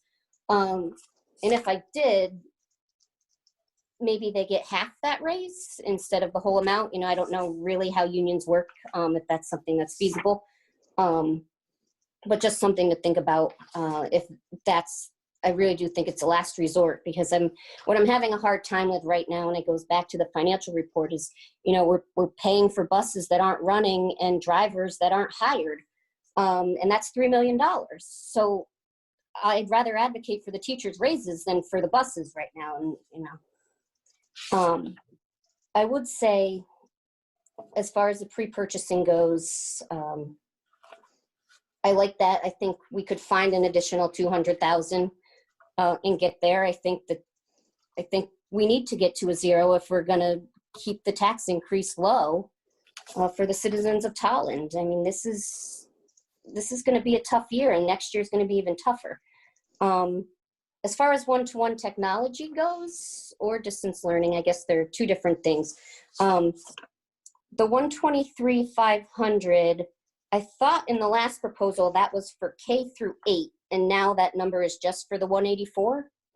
No, it would equip K through 8 to be able to be part of the initiative but it would replace all 184, and it includes the special chassis that you put around the things so that they don't get destroyed, as well as other Okay. stuff to support. So it's what it would take to support that in that range of time. A lower, again, the one-to-one originally planned was more like in the $50,000 range for adding a grade in middle school when we were not utilizing these the way that we are now. That's why they're kind of separate issues almost, that It's just that where we are right now, if you did that, it solves the one-to-one issue across the K-8 spectrum because it could be applied for the entire spectrum rather than just for the, the 7th grade, so to speak. And it's the whole necessity is the mother of invention situation. People have been put in a position right now where, where we were going to do lots of training on Google Classroom, people have actually been learning it because for 3 to 4 months they've had to do it. So we're actually well ahead of where we would have been on a much slower implementation had we not had to spend 3 or 4 months doing distance learning, so to speak. So it did help the process, but it is not the process. One-to-one happens in the traditional school with the kids going to school. So it's a different thing, and I can understand how it gets conflated here, but that would allow us to do that, K-8, and replace the 184 that are potentially going to die very soon. Okay, so I guess I would be curious, and maybe this is a task for the curriculum committee. I would be curious what the cost would be just for 6 through 8, or because K through 5, and maybe this is just me, the stick in the mud mother of a kid that I don't want him on a screen. That's the biggest selling point of my daycare is that there's no screen time. I don't feel that he needs a Chromebook from the taxpayer of Tolland, and that's my personal belief. And maybe it's not the others, but maybe the curriculum committee, if we knew what the curriculum was and I knew about it and educated myself more on it, maybe I could change on that. But as of right now, I'd like to see the cost maybe just for 6 through 8, as opposed to K through 5. Let's see. Just as a quick thing, the curriculum committee could call up the one-to-one committee, which is just like the curriculum committee is doing a math presentation. We could do a one-to-one presentation for the curriculum committee. That could help with that. Okay. The other question I had was, there was laptops in here last time for the 9th graders. That was not favorably responded to, and was very clearly not favorably responded to. So I dropped it, but we could put it back in there. The laptops, they're something that could help, but it just seemed like of all the options, those were the thing that people would. Okay. see Just go something to think about for the future. I'm not saying add them back in here because I think, but if, based on whatever school looks like in the fall, I feel like the older kids rather than the K through 5 would be better off equipped for any sort of distance learning that they need to do than a kindergartner. But that's, again, I guess an opinion and not fact. I think the last thing I had, because of the uncertainty, I don't know if I'm bringing this up in the wrong spot, but I feel like we should have an ad hoc committee for the reopening of schools in the fall. Just whether or not it's distance learning or how it's going to be, I feel like they could work in concert with the curriculum committee and FFC to understand what the kids need and what their experience will be versus what the costs are. And then the board could really have enough information on allocating costs to the students' needs in the fall. So just throwing that out there, because right now times are tough and I feel like we don't have enough information to make solid decisions right now. And that's not your fault, Walt. It's just the nature of the game right now. Thank you. I took enough time. Thank you, Christina. I just wanted to ask a couple questions, follow-up questions on what Christina just said. My first thing is, for when you have a kindergartner, I mean, they're learning how to form letters. They're not even learning, like, they're still learning reading.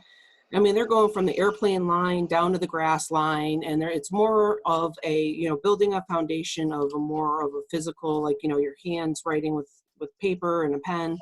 So, I mean, I do think it's hard in terms of saying, like, having a Chromebook for a kindergartner when they're really just starting out.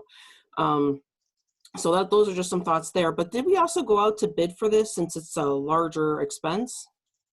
We do things by state bid. So there's a standing bid that is, considered to be a state bid that allows us to get a reason, a good price for these that you could probably not get otherwise. So we get a good price based on the way that we do it, yeah. Which I can explain more in FFC if you want. But the bottom line is we have the ability and the advantage of having that option, which we exercise regularly. I was just wondering, curiosity factor. But we can too. Yeah. Okay. The rest of it, I'll just kind of go through FFC.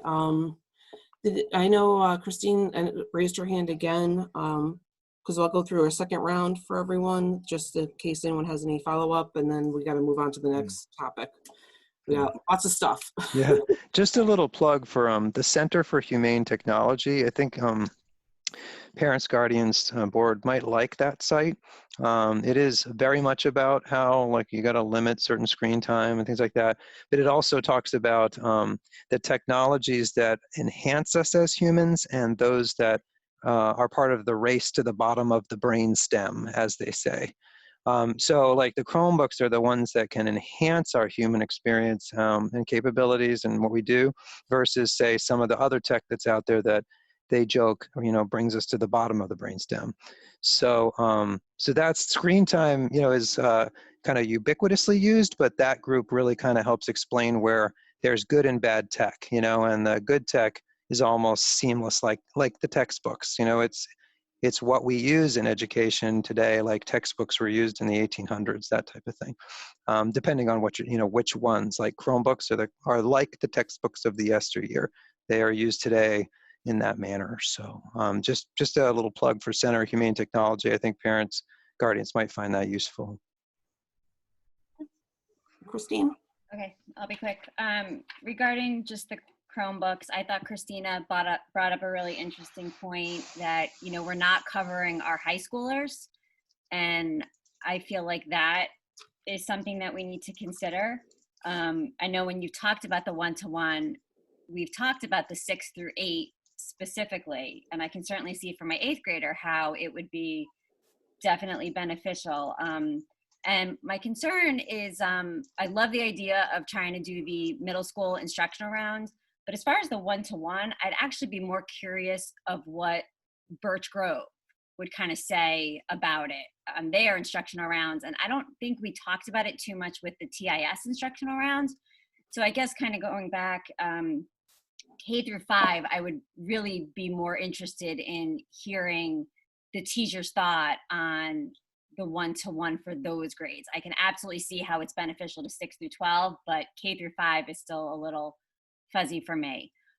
So just something to throw out there. And my second thing, and I don't know, hopefully this will maybe answer Tony's question a little bit. Walt, is it possible that for FFC next week, could you put together a list of things for $212,000 basically, come up with just something that we can then we could already talk about in FFC rather than starting from scratch in FFC to brainstorm?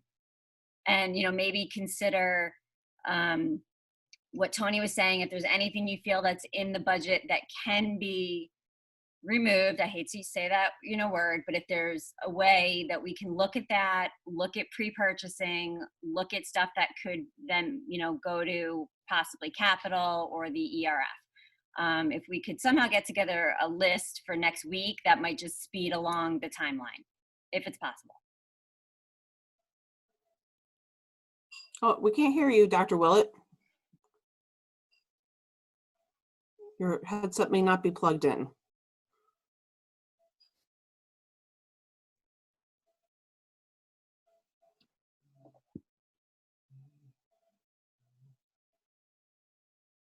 Nope, can't hear you now.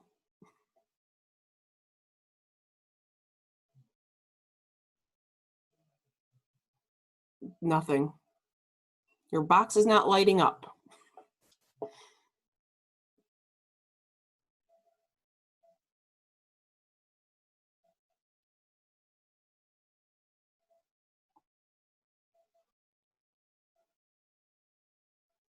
Man, that must have been a tough question, Christine. I think I saw him nodding yes. Did I? That he could do it.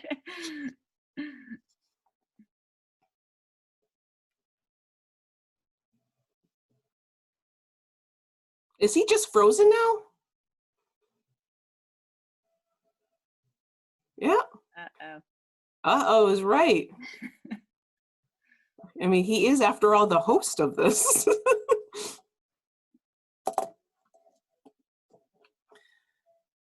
Oh, Ooh, did he Ooh. disappear? oh, now Liz Costa is now the host. Oh boy, here we go. That's interesting. Let's see here. So he is going to have to come back online.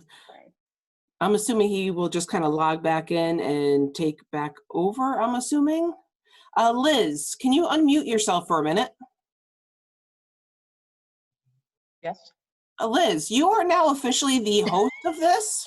because I have a paid for account. It automatically goes to the next person. Okay, well, in any case, when you see Dr. Willett in the waiting room, would you please allow him back in? Is it worth laptops? Depends. Only kidding. We didn't get our answer.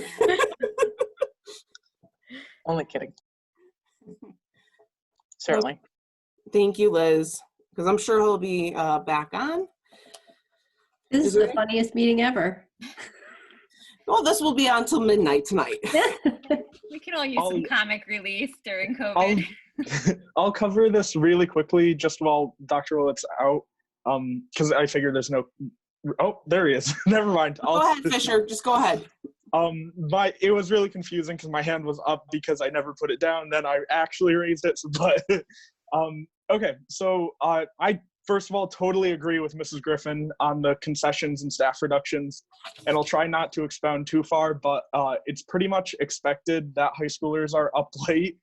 But both myself and peers have sent emails to teachers late at night expecting to get replies in the morning, but we get them pretty quickly. It's not even a sole teacher's choice. Distance learning has necessitated this for some classes, some students, and some teachers. I'll get Google Classroom updates late in the night for the next morning because teachers need to use their morning time to set up one-to-one meetings, grade papers, or do other tasks such as attendance, which for the high school at least is a multi-hour venture for teachers waiting for students to respond. And really, if we want to keep our teachers in district, we need to treat them like it. So I totally agree, Mrs. Griffin. I think that should be an absolute last resort. And I'll really quickly cover, Alexandra had to leave. She's working on an essay, but she wrote this down. As a student at THS, I would personally not support the BOE asking our teachers, staff, and administrative leaders for a concession to their negotiated salaries. Over the past few weeks, everyone in our community has been working extraordinarily hard, especially our teachers and staff. I have personally witnessed many of my teachers working well beyond what would be expected of someone during such difficult times. My own teachers have stayed up. Oops, someone's got an echo. Well, it's echoing now on Dr. Willett's computer. My own teachers have stayed up late correcting my assignments, posted lesson plans far before I am awake, and have made themselves readily available for me and all my peers. To me, it seems that Tolland staff has demonstrated their true passion and dedication for their students, and it seems only fair that we stand by them. Okay, that's it. That's all I have to say. Thank you, Fisher. So back to Dr. Willett, you can unmute yourself, and I'm glad that Liz let you back in because she was the host for it. Can you hear me? Can you hear me now? Yep. Yeah, thank God. Okay. Honestly, I don't remember now with all this traumatic technology experience where we left off. So what was the question on the table there? Sorry.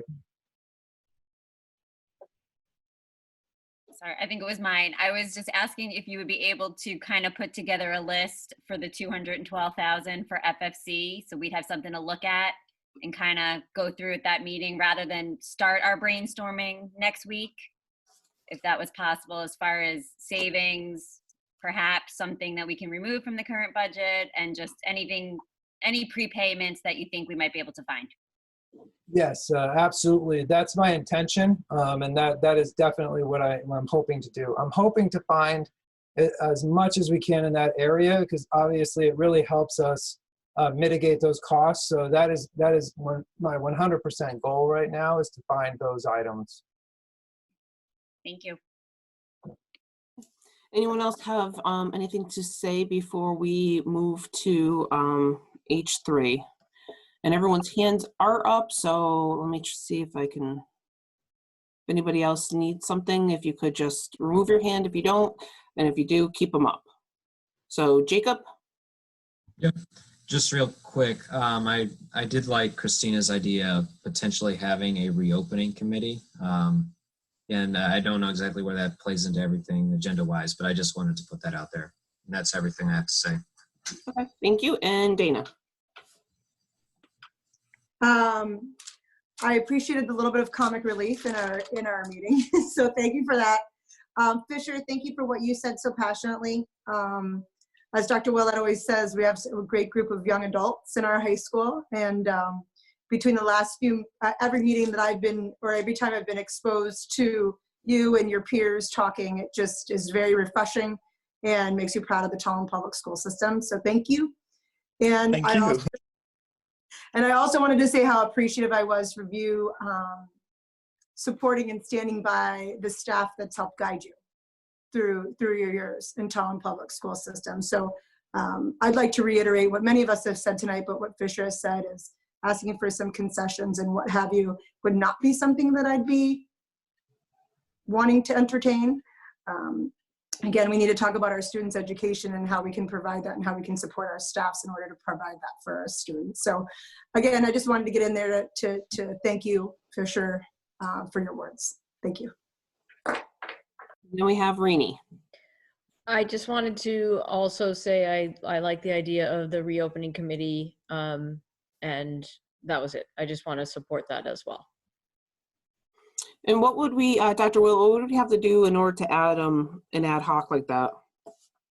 Well, it wouldn't be a standing committee, so it would probably, and that was something I was looking into because of the, the task force question. So I'm in the process of finding the language that you would need to do that. So that which shouldn't be a big deal. But at the same time, you may not need a special committee for that if the curriculum committee and the FFC are working in conjunction. You could have a few joint meetings that way, because there'll be a lot of things we have to respond to that are state requirements that the admin will be working to create plans for, and we can report out to both curriculum and FFC or to the both bodies together without you necessarily having to have an additional committee, because then that's additional dates that you all have to come out. So we could probably accomplish it both ways, but I can make that, obviously I'll make it happen however you'd like. Yeah, I think it's something that everyone can think about for now. We definitely have a lot of other stuff to go through tonight, so let's put a pin in that and then come back, and once we actually know what some more rules and regulations along with the task force, because let's get to H3, the policy 5010, the students' attendance and truancy. Okay, so, well, hold on.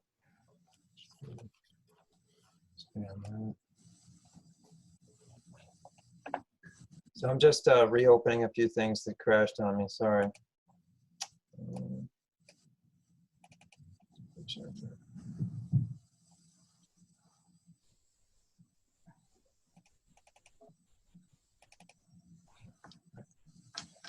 Okay, so policy 3010, oops.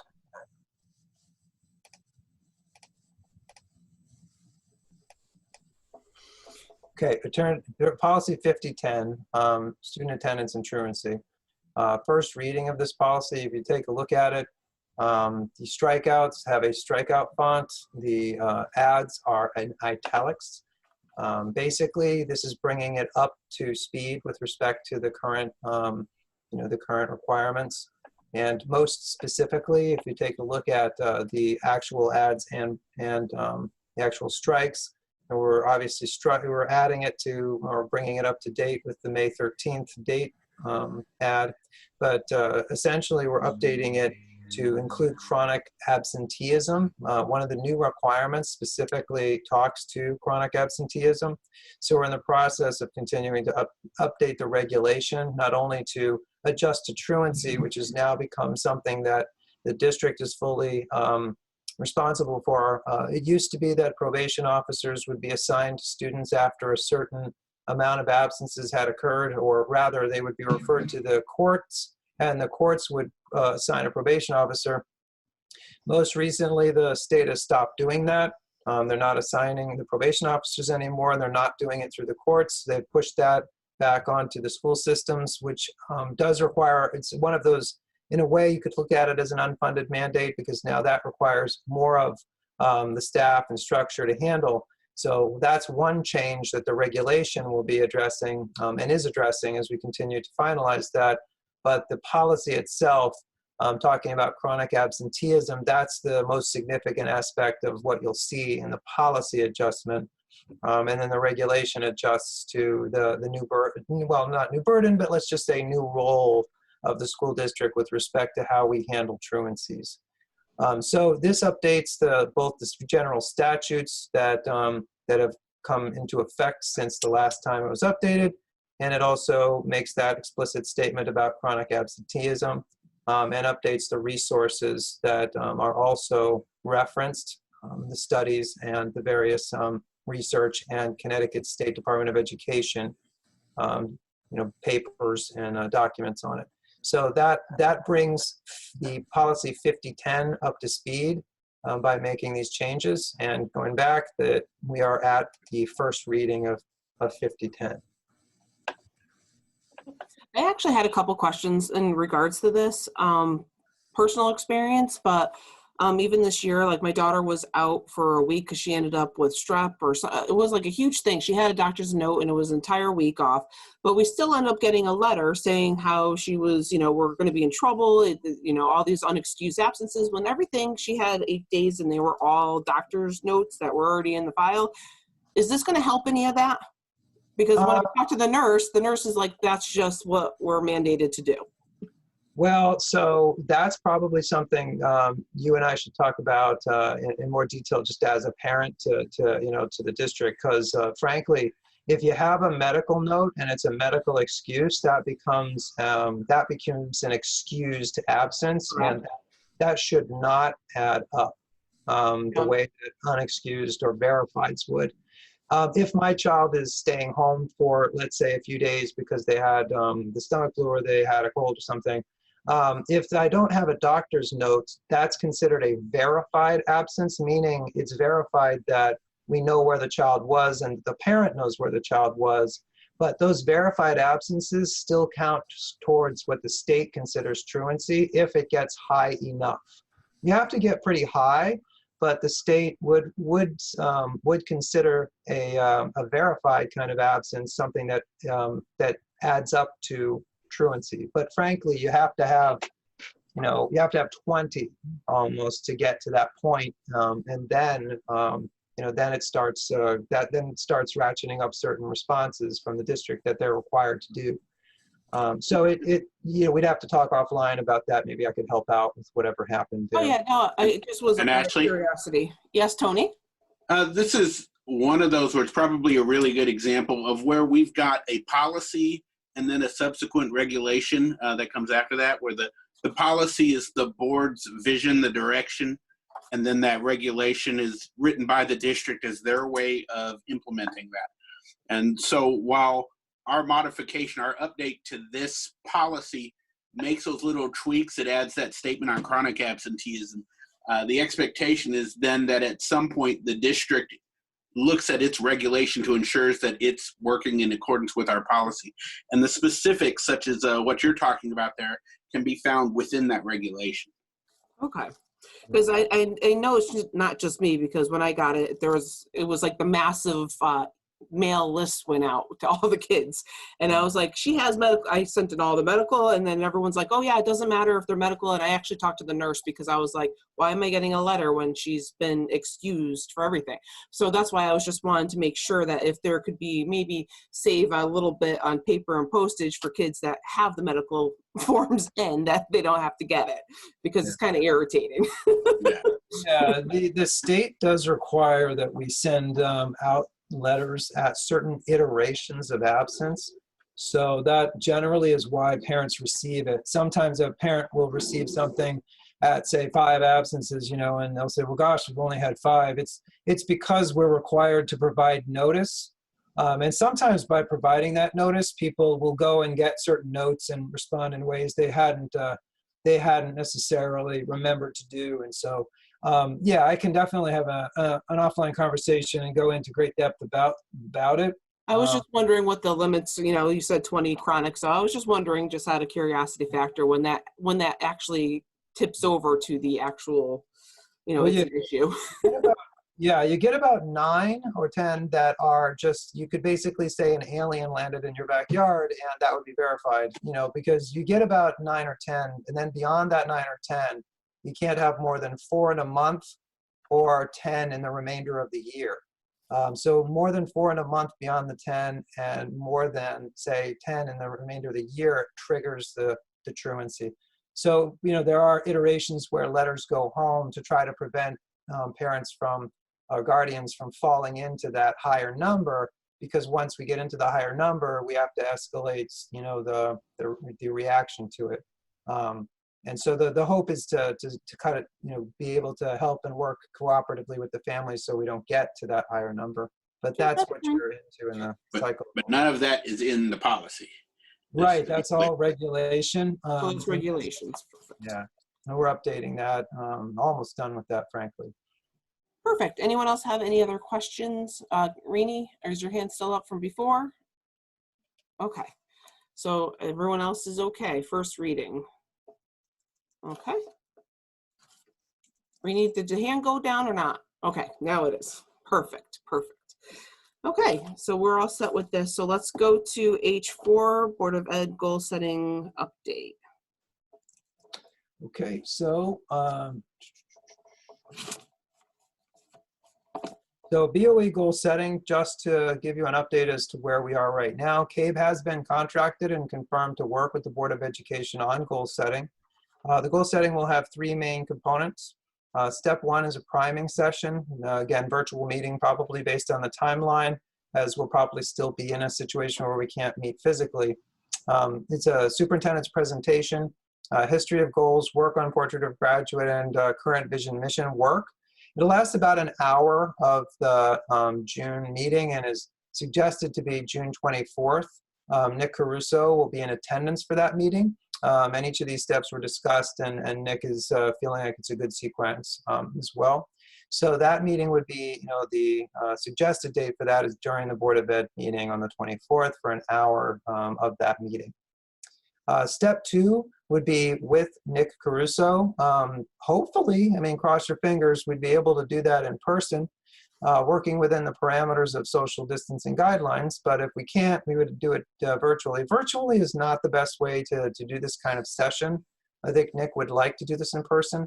So for those reasons, July 22nd would hopefully be, if we choose that date, we're hopefully deep enough into the summer where we might be able to get together, with some social distancing, find a room big enough and that we were all, separated enough that maybe if the state lifts its requirement on 5 people, maybe it'll give us a higher number and we'll be able to do that.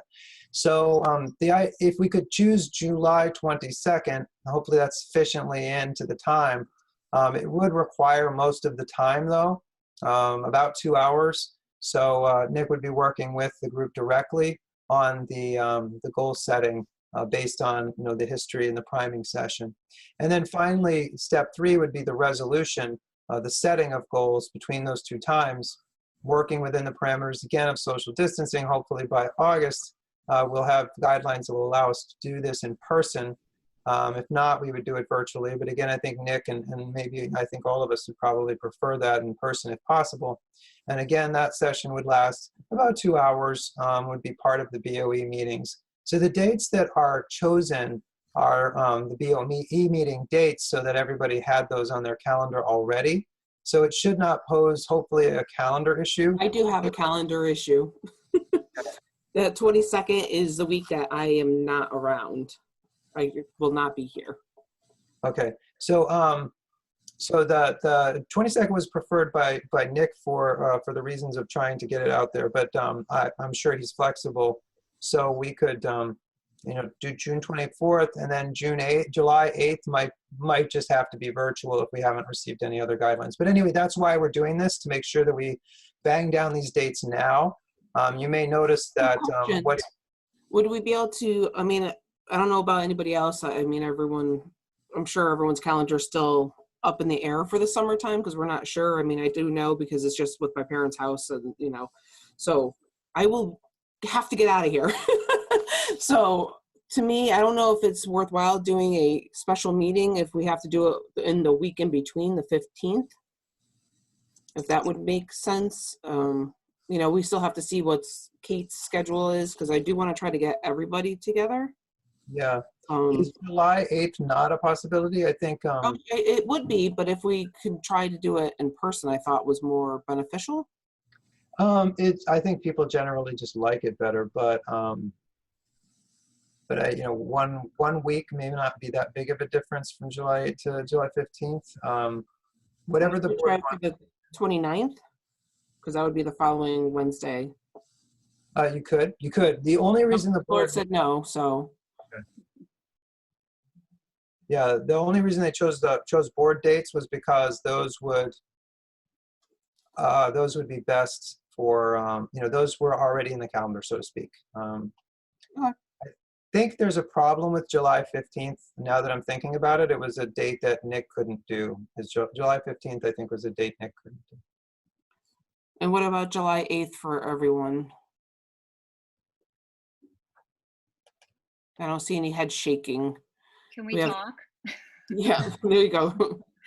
I'm just going to throw this out there. I'm a little concerned about having these during board meetings during the summer, not so much because of vacations, because I don't even know honestly what we're doing yet for vacations, but I'm also a little bit concerned about all of the information that we're going to be getting over the summer on how the fall is going to be played out. So I'm just concerned about using so much of our Board of Ed meeting time to do this. I kind of like the idea of perhaps doing a special meeting instead of during the actual Board of Ed meeting. But that being said, I don't know. I don't know if you guys know your summer plans yet, but I know that I have no idea. A lot of it is just really up in the air. So I'm just going to kind of throw that out there. I'm not sure if setting specific dates right now. I think we have to get tentative dates for Nick. Okay. Yeah, and I know the board wanted to move the goal process along, so having it bang down, in terms of dates will be likely important for that. But obviously, I'll accommodate whatever you need. But you could do special sessions. You could choose to do one on the 29th of July, for instance. I think that was Ashley. You had made that recommendation. And we can work with that. We probably don't want to go later than August 26th because the school system, the year will be underway likely at that point, and things get very, very hectic at the beginning. Okay, but back to anybody else. Let's see here. Jacob, you have your hand up. Yeah, so I had a question. From what I remember, like previous board meetings, I know the board often cancels meetings in July and August. I was just kind of wondering, and just to preface that, I believe they cancel it just because there isn't a whole lot of business to discuss. I was just kind of wondering, were these meetings planned up on meetings that were typically canceled in the past? Summer meetings have typically been canceled in the past. In particular, the ones in July have been canceled in the past. But I know that the board wanted to proceed with goal setting, and these were dates that were on the calendar for that. If we are going to do goal setting dates, they would be happening during the summer right now, likely. So if we don't use these dates, we just have to pick other dates. And it doesn't matter to me which dates you pick. It just seems like the ones that were on the calendar would be things that had been in people's, they had been at least on the radar for them in some form. Okay, yeah, the reason why I asked is just because I wanted to get an idea of, how busy those meetings would be if we decided to schedule it during a regular Board of Ed meeting. But that being said, I'm fine with these dates. I prefer the one on August 26th for step 3. But otherwise, I don't have anything else to say. Okay. Lord? I was just thinking in regards to the dates, maybe one of the Google polls or surveys, Perfect.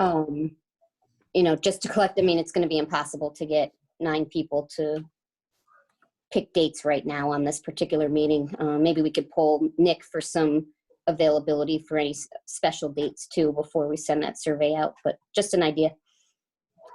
Yeah, Oh, Nick, one more thing, another concern, because I didn't, shame on me for not realizing this during leadership. The other agenda item on here is Dr. Willett's evaluation, and to do a 2-hour goal setting session before an executive session, I feel like it's going to be, if we split them up, it would be better. But I do think they work in concert together. yeah, your conundrum for the summer is that you have, because of the nature of the year we've had, and when we get to superintendent's evaluation, part of that is I'm willing to put that off to July. Typically, there'd have to be information that we would be processing, but what that inevitably means is you're either doing more in the meetings you have in the summer, or you're having more meetings in the summer. But one or the other would probably be necessary to achieve your goal setting and or a deferral of, say, evaluation and things like that. So it's either longer ones or more of them to achieve some of what you want to achieve, or at least what has been expressed. I do like the idea of making these into a special meeting. I do, that we could still have our other information to go through and go. Let's go to Karen next. Yeah, I was just gonna say, I'm okay with doing things during summer meetings. They're typically light meetings, but as everyone has realized, it's gonna be probably an interesting and uncertain summer as far as planning that needs to be done for the school year. And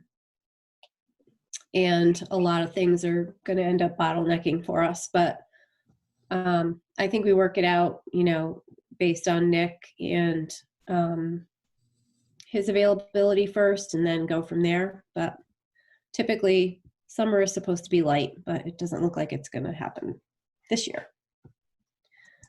When we get later into August, I would just say that I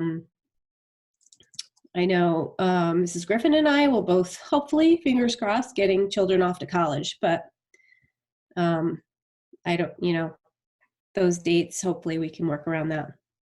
That's it. Okay, thank you, Karen. Tony. Just a quick note that we were talking about just a minute ago. I think when it comes to both the superintendent's evaluation, which we'll discuss in a minute, and the goal setting, that each of those is important enough that they deserve their own meeting. I'm afraid if we tried to do them in the same night, that one or the other just wouldn't get the time and attention that it needs. I would agree with that. Okay. So along those lines, do you want to keep some or all of these dates and then make special sessions for the evaluation? I can work with Jen Palumbo and the board to come up with special session dates, in that line of summer for that purpose. And you could use these primarily for goal setting, or some semblance of these for goal setting. What are everyone's thoughts? Anyone else? Because I agree with Tony that I think both definitely need our attention, and we don't need to rush through anything. And I feel like by having the special sessions, whether we take your evaluation and do that, or we do it with the items for, you're looking at it and you're like, 2 hours, that's definitely a whole meeting for that step 2. The 1 hour, even that's pretty long, but we can still get something else done. But the 2 hours, and especially, I don't know how that would work if we're meeting like an actual in-person meeting for a Board of Ed?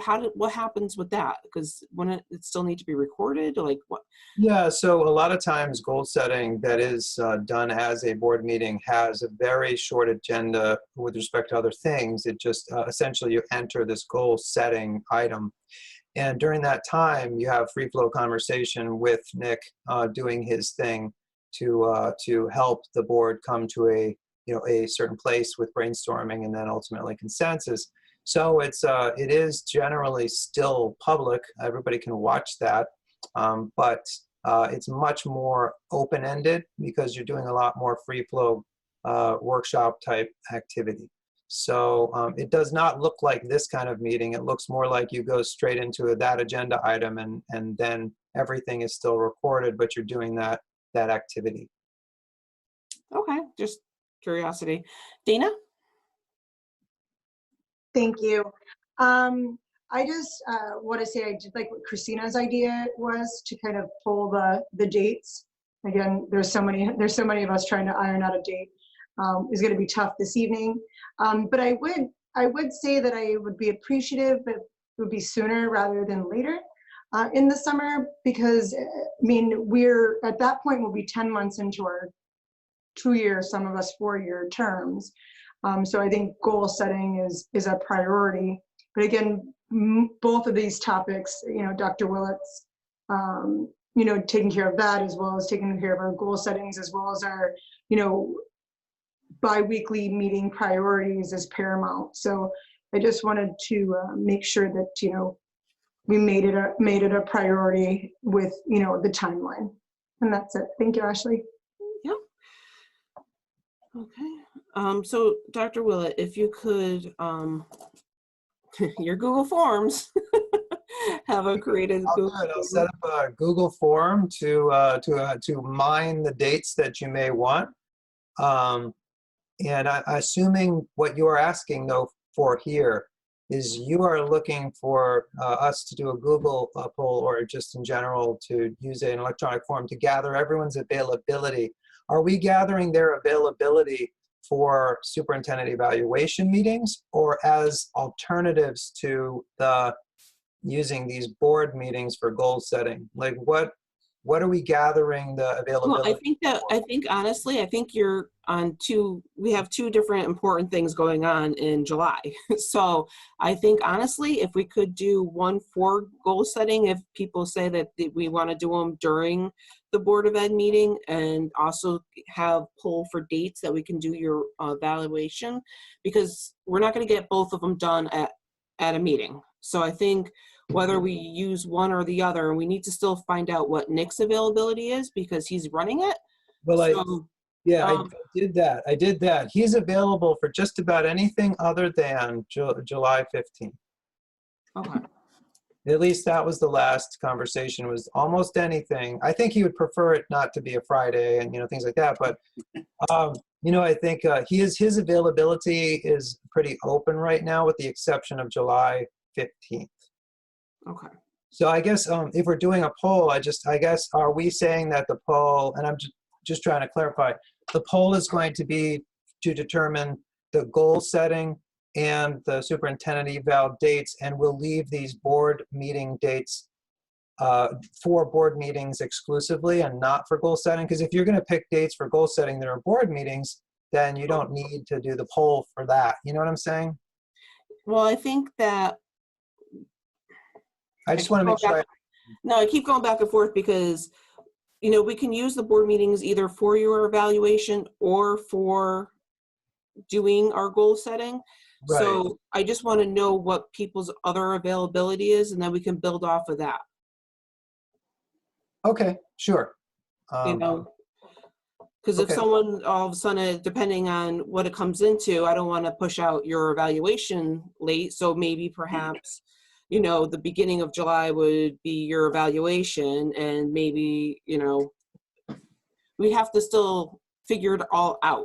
All right. So I will, I'll put out a survey to determine what other dates, other than the board meeting dates, are available for people, and then I'll report out on it in the next meeting for you to make a selection. Correct. Does that make sense, everybody? Okay. Very good. Okay. Okay, moving on.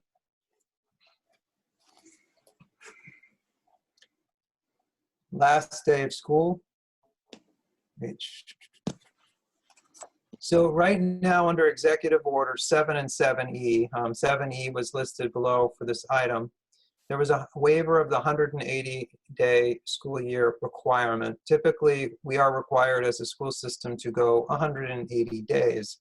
Because this was waived and was subsequently more freedom was provided through even the follow-up 7E, the school system does not need to do that. So like many other school systems and in reaction to, I think, a lot of information that's been provided on this, the last day of the Tolland Public Schools for students would be Thursday, June 18th, and that allows us to adhere to the calendar that we had put out at the beginning of the year. So as long as you are adhering to the calendar that was put out at the beginning of the year, the board does not need to take any further action with respect to the last day. So right now, the last day for students, as of this board meeting and this publication, would be June 18th, and the purpose of putting it out there is so that everybody can see it and understands and knows what the last day is definitively. In addition to that, the last day for teachers would subsequently be Friday, June 19th, which is pretty typical that the students end one day, the teachers then, you know, in many cases have had that other day to be able to pull their things together, reorganize end of year forms, end of year compliance activities, things like that, just to wrap the year up. So this is a pretty typical thing to have end in this way, but in this atypical year, putting this as a board agenda item was important to be able to make sure that it was stated in writing that we were going with the date of June 18th, and that that's following the typical school calendar that we had, the board had endorsed at the beginning of the year, or at the end of last year, actually. Does anyone have any questions for Dr. Willett? I'm just going to go down the list just to make sure because everyone has their hands up. Christina, Fleur, do you have anything? No. Tony, anything? No, no, ma'am. Okay. Dana? I'm good to go. Thank you. Okay. Griffin? I do actually have just a quick question. Dr. Willett, I'm concerned, and this might be something for the ad hoc committee, if that's the route we go. I'm concerned with the teachers ending school on June 19th. Are they going to have adequate time before June 19th if they need to kind of evaluate the fall? Like prepare for the fall? Like I'm worried that they're not going to have time because if school doesn't end until June 18th, they only have a day. Yeah, well, I mean, it depends on, which question you're asking, because there's a lot of potential conversation in that. But, I think they will be. We have Fridays as non-instructional days where they're not doing the direct instruction aspect for students. So we do plan on using some of those Fridays logistically. And that's been needed and is part of the design. So, I do think that it wouldn't be necessary to extend out any further days for teachers. And I think the teachers at this point, I think they would be thankful to have the 19th be the day. I think that's about where they would expect to land. It's been a long year with a lot of adjustments. The work that we're doing over the summer and in preparation is going to be something that will require some adjustment, but that we also have days at the beginning of next year built in for such adjustments. I think the teachers would be right on board with ending on the 19th. I just want to clarify, I have no desire to make them go past the 19th. It was the opposite effect. Like, do we back the kids up? Yeah. I can't even believe I'm going to say that. That was more of where I was going. Like, do we back the kids up so that the teachers don't have to worry about the kids, at least for that last week? And that last week up to June 19th, they can just focus on kind of wrapping their heads around, I think, what's going to happen in the fall. And like I said, I can't even believe I'm going to say that because I've always been a proponent on having as many kind of of these e-learning days as we can get in, because we want to make sure our kids are in a good spot. But I'm actually worried that we don't know what the fall is going to bring. If it's going to be a completely new look for the teachers, are they going to have enough time to figure it out? Well, I think part of the challenge is that some of this evolves during the summer, and it's on your admin and all that to make adjustments and plans, and then make adjustments wherever we need to with staff working with the TEA. What I would say is, I think my concern about that would be that we already have less than 180 days. We'll be at something like 174 student days, and I want to see, and I think we all want to see the students as best as possible prepared for the coming school year. And I think we will need the time to be able to do that. It is not easy. It has been a tough year, and I know that they're working so hard, and the board has been gracious in the extension of the Memorial Day weekend. I think right now, it's a good plan to land on that date. It allows us to have the instructional days to kind of build up the students' skills and content knowledge as best as possible within this situation.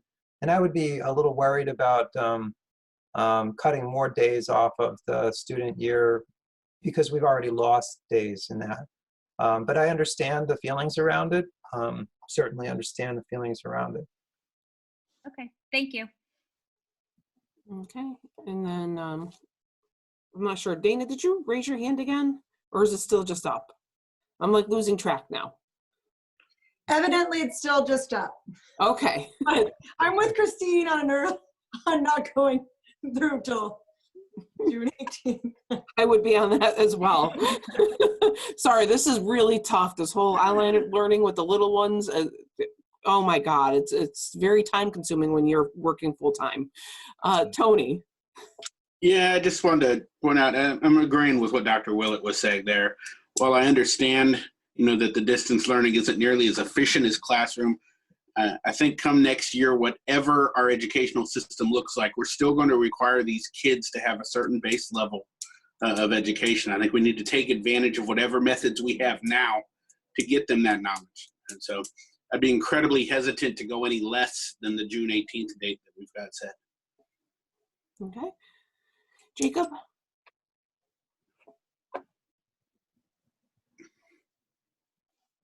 Oh. Jacob, your mic looks like it's off. Oh, yeah, I just realized it. All right. I was just saying that I agree with you, Dr. Will. I think the instructional time is important, and that's all I have to say. Okay. Perfect. Just a note, you might have to make a motion to go past 10. Oh, I will entertain a motion to go past 10. Oh, no one's motioning. Okay, I guess we're not going past 10. Chris Floyd, I'll make a motion to go past 10. Tony Hold, I'll second. Any discussion? All those in favor say aye and nay. So Rainey, you're on the first block. Oh, she's muted though. Yeah, aye. Tony. Aye. Jacob. Aye. Christina. Aye. Griffin. Aye. Karen. Aye. Dana. Aye. Aye. We will be going past 10 o'clock. Okay. So do we have to do anything with the last day of school? No, There's no action required. right, because you already have your calendar and you're sticking to the day, you don't need any action on this. It's more to let everybody know where we are. Okay, next up, superintendent's evaluation update. Okay. Okay, so right now, we posted from the April 2020 meeting, kind of give a rehash of it, that there's generally a timeline where the evaluation must occur no later than May 31st, with a written copy provided to the superintendent no later than June 30th. The superintendent then can provide a written reaction to it that can be submitted and added to the file no later than July 31st. Because of the timeline that we're on and the difficulties that the board's going through and everything that has to get handled, I'm willing to waive that timeline so that we, as mutual agreement, typically would need to do that. Anything waived like that is typically through mutual agreement.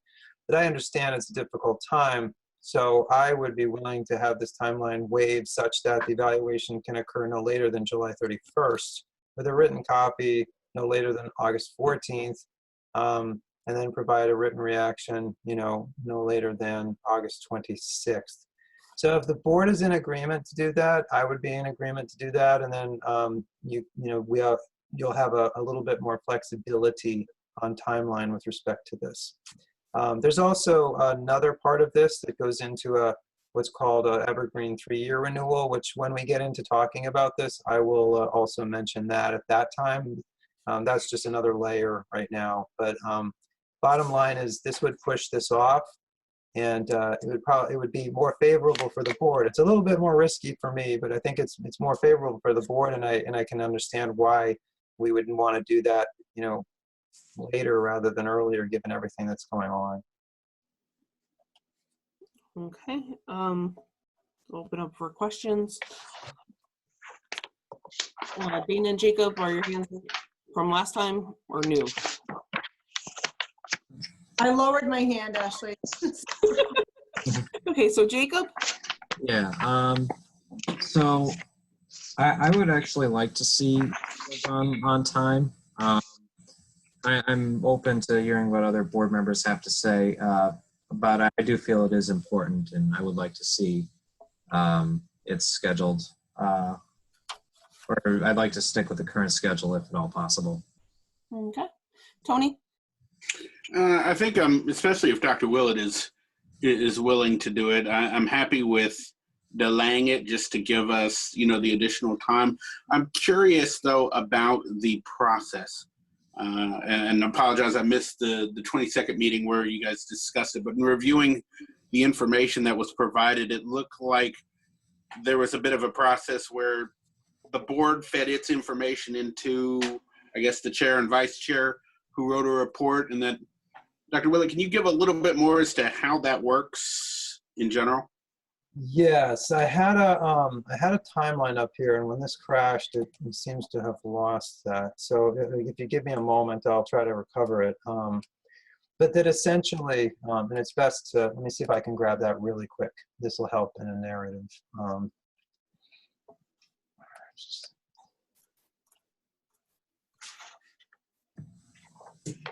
And this is where, if I had music I could play in the background, it'd be really helpful. We've got Fisher on the line still. Yeah. I was just going to say, Fisher's on here. He can take out a saxophone. All right. So can everybody see this part that I just put up? Yes. Yes, Right. Okay. This actually is using the timeline. This is not adjusted, so I would be adjusting this timeline to match the dates that we would be putting together for the summer. But essentially, the Board of Education has an executive session. Typically the superintendent and the board would agree, and the superintendent has the option of having an executive session. Superintendent is invited into this executive session. Superintendent presents a document that highlights the actions and achievements under the evaluation methodology that's established at the beginning of a year through mutual agreement. The board has an opportunity to do Q&A on the information provided, and then board members are provided information on a Google site that will allow them to submit their thoughts on the document and on the superintendent's evaluation itself. So that's the session 1, if you will.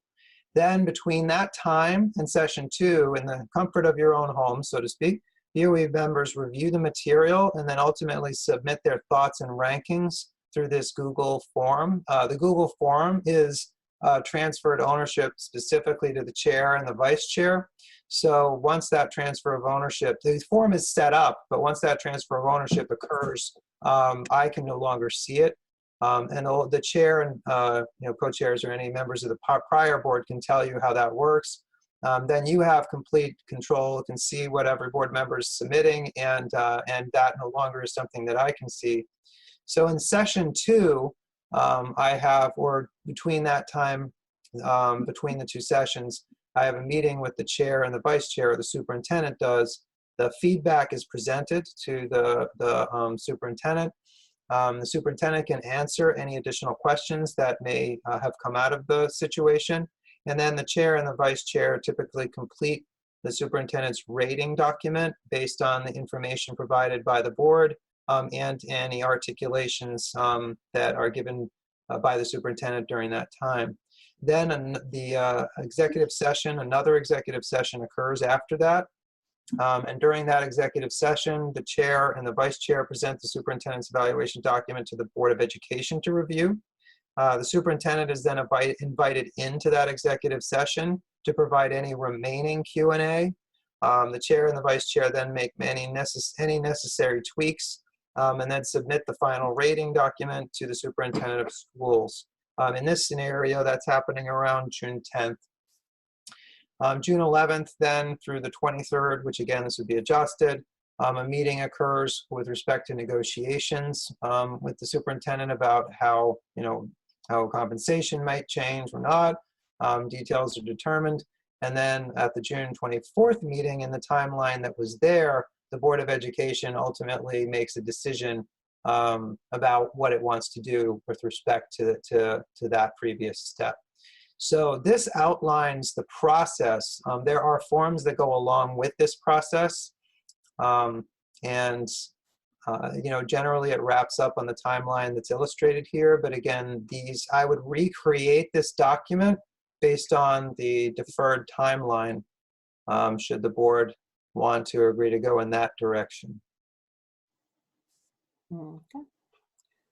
Any other questions? No, ma'am. Okay. Anyone else? Oh, Rini.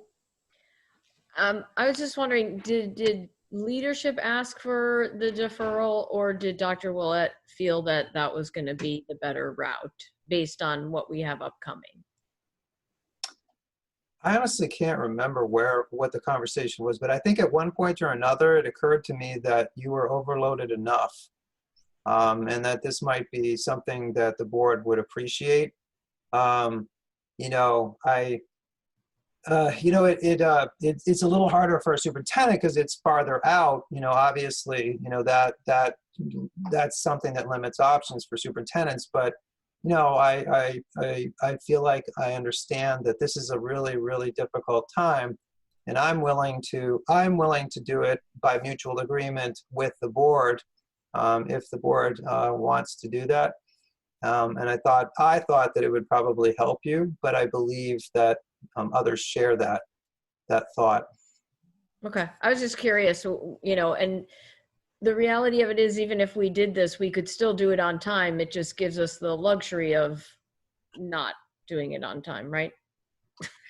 Yeah, you're starting to you're getting into that zone where you'd really have to, if you look at that. Yeah, I know it's tight now. If we have to do it on this time schedule, it's pretty quick.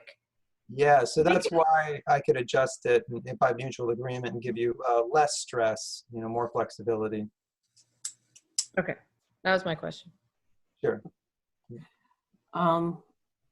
Plord. I was just going to say, based on what Rini just said, the timeline, we could try to stick to it.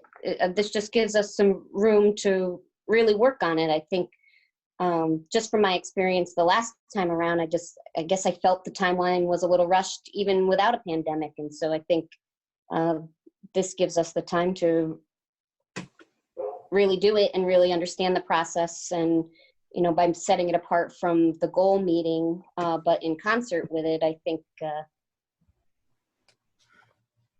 it's just, it would be the best thing to do. But to start the timeline, like the one that you had up there, I don't think we need to adjust the dates. I would like to see it on the next agenda or the first meeting in June. Yeah, you know how I think it came up? I think it was the budget talks and having everything about that added on to everything. I think that's how it kind of just came about when, we're discussing how many, executive session, not executive, but special sessions for budget and joint meetings and everything. Like, I think it was just a lot that we were discussing at a time. And I think it was something that Dr. Willett was more like, oh, we could push it out. And, then I think there was a tier 1 comment from Tony and who kind of went from there.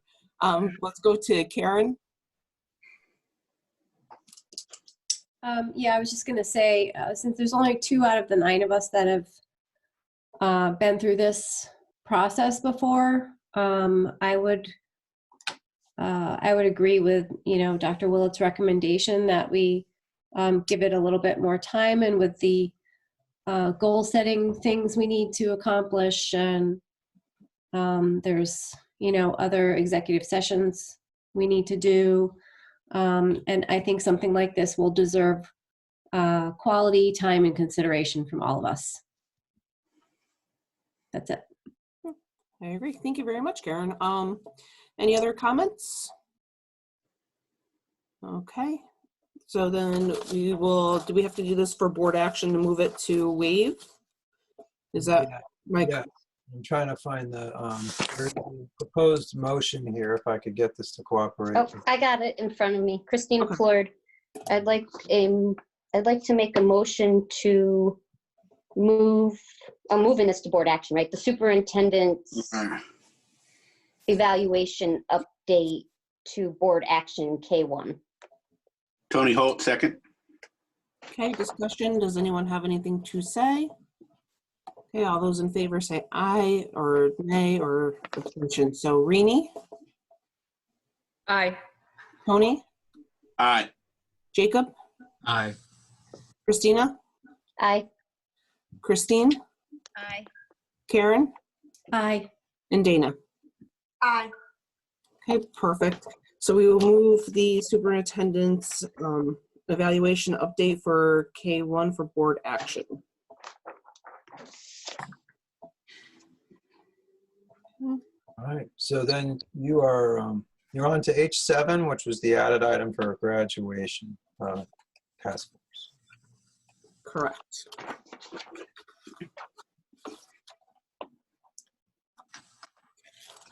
So let's try to pull something up here.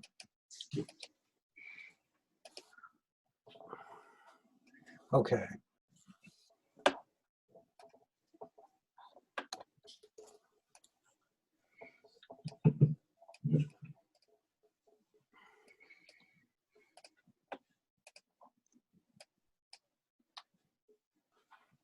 All right.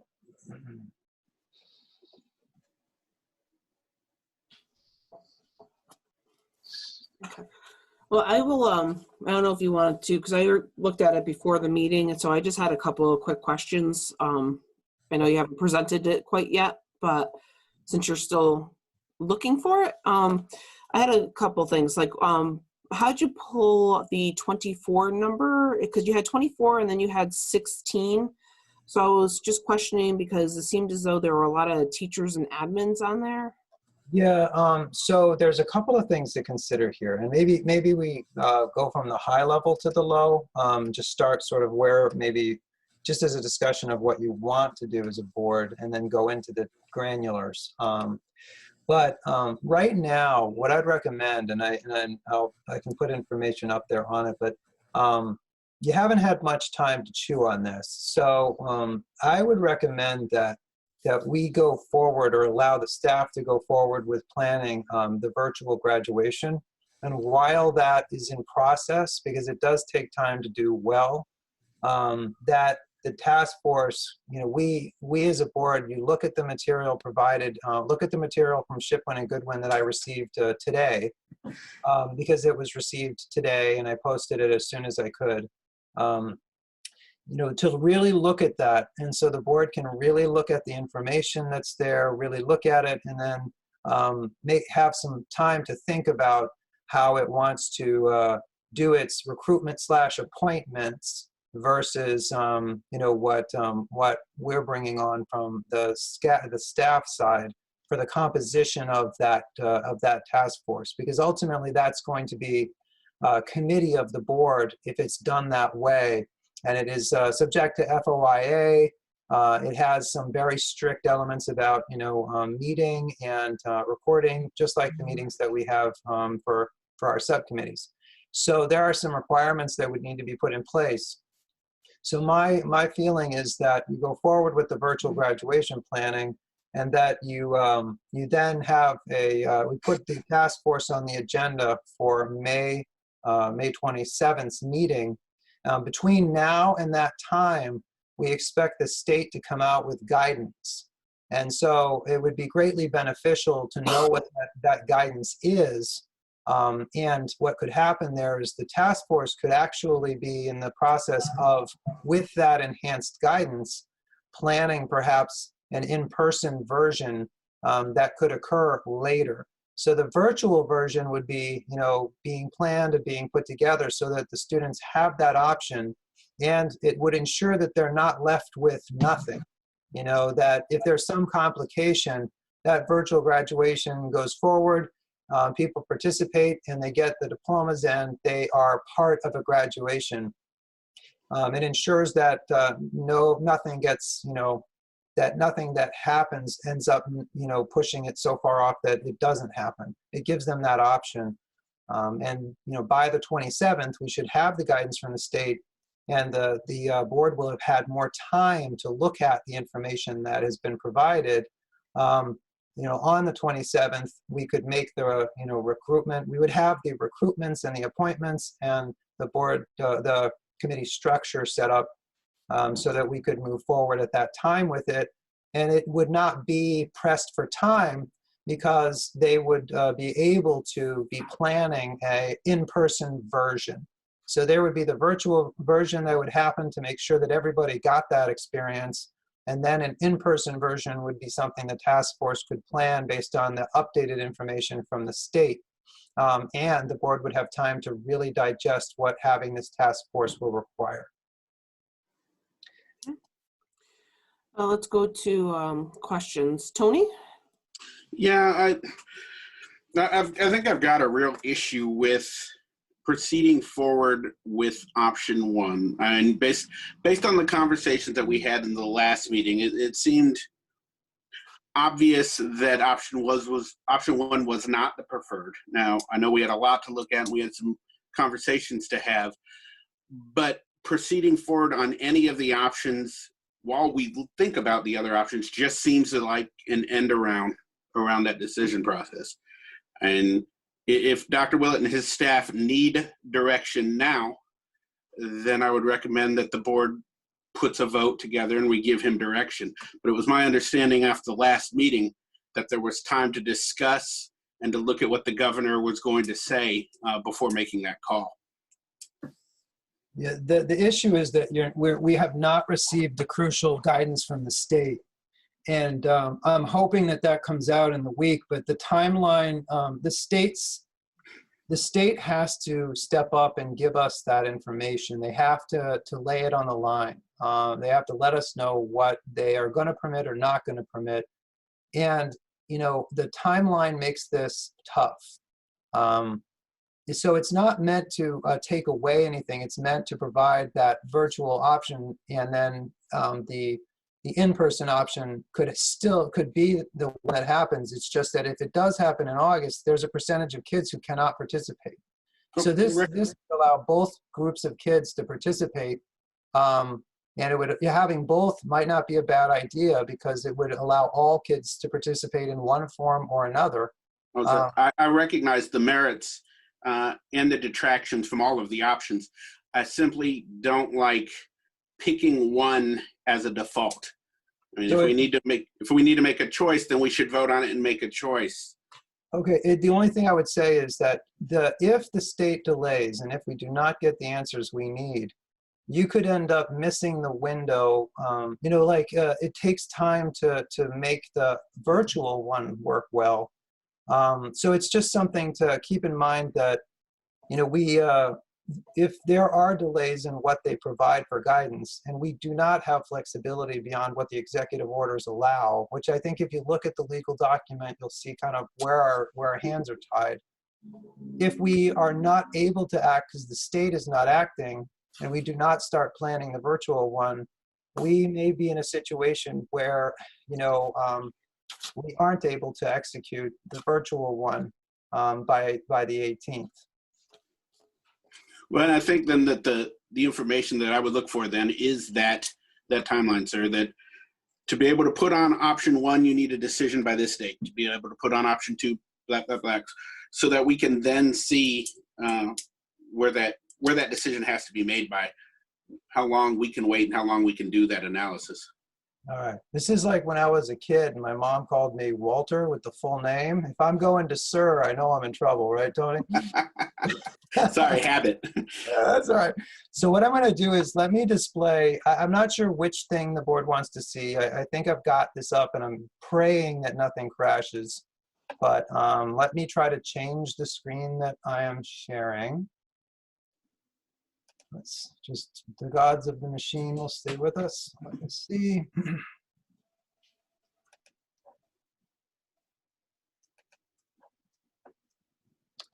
So this is the working document. Essentially, this was meant to give a Can you kind of make it bigger? bigger. Yeah, I don't know anybody else, but it's really small on my screen. Okay. Okay. All right. So the considerations are, going forward with a virtual one. If you take a look at timeline at the bottom, and again, the committee size of 24 might be too big. Going with the yellow is, are the numbers that could reduce the size of that if people felt like the committee was too big. That's why the highlights in yellow indicate, what the size could be if you were looking for a smaller committee of, say, 16 versus 24 plus. But options in terms of selection for this committee, and just to go to timeline, I'm sorry, I keep scrolling up and down here, but if you look at timeline, the steps, these would be the steps to try to get a determination by, and I think it pushed off to the other page, that we would need to really get an idea of this by June 1st to be able to execute the things that need to get executed. And even then, we'd really be pushing. So right now, looking at the steps portion of this is the general timeline that we could follow. As far as committee composition, there's different, obviously, groups. So there's a couple of different ways to do this. If you look at the students first, you could have 6 recruited and appointed, and that number is based on names that have already been thrown out there, and 4 random selections. The 4 random selections would be putting out a Google form asking for any students who were interested in participating. We get back a group of students, and then they are chosen randomly through a program or through a hat for the committee. That's one method for doing it. Another method is using 6 students, selecting 2 that prefer the in-person option. Some have already been out there for that, and some names were there. 2 that prefer the creative option from the survey, and 2 that selected either. Using the 6-student model, you have a balance of students that had different perspectives on it. We did receive some emails today and yesterday from students that also expressed, concern about an August graduation because they felt that they would not be able to participate. Some of them had feelings that, that they were too nervous, and didn't have a lot of confidence, feeling just a little scared to get, publicly say certain things. So this particular thing would be a balance of the perspectives of the students that have, different, sort of the way of looking at it, so that the committee would have a balance with respect to how they approached it. So that's, that's the one option or the other for composition for students. To kind of go down a little bit here, this reflects the same thing with some of the names that already came up. Parent guardians, these were some names that were offered for parent guardians. So one of the parent guardian methodologies could be 2 that were already recommended that, that feel the in-person is strong, and then 2 randomly selected. They can be completely randomly selected, or they can be randomly selected within the subgroup of people that, feel like a creative or either option would be okay, which some people would feel would then be a balancing of this committee. 2 that are, very strongly for in-person, and 2 that, that would be looking at it as either, either would be okay, or that a creative option would be something that they were interested in. This would, again, the perspective is balancing that group out. Administration, having the administration involved. Peter Staba would help with the analysis of the facilities. For instance, the lower field at the high school has irrigation under it. So there are some considerations in terms of what that means for putting ceremonies in that area. And Mr. Staba would know best, about some of the school grounds, at least in facilities. That's also a town field, which means there's other things involved. So he would help us with that. And obviously, Ms. Fox, being the principal of the high school, would be able to talk to it. The yellow is if we had a smaller committee. So the yellow just identifies the people that would be on the, a smaller committee versus the bigger one. And then teachers, Todd Blaze has been involved for a long, long time with graduation. He is an easy pick for that. Amy Steed is senior class advisor, Kathy Marshall, senior class advisor. Some other names that came up were put in there. The junior class advisor sometimes is good because a lot of juniors do go to it as well. But the highlighting would be, if those were recruited or chosen, ultimately, the highlighted number is the smaller number for the committee. And where you don't see highlights, that would be the larger, 24 plus group. And then any board members who want to be a part of it.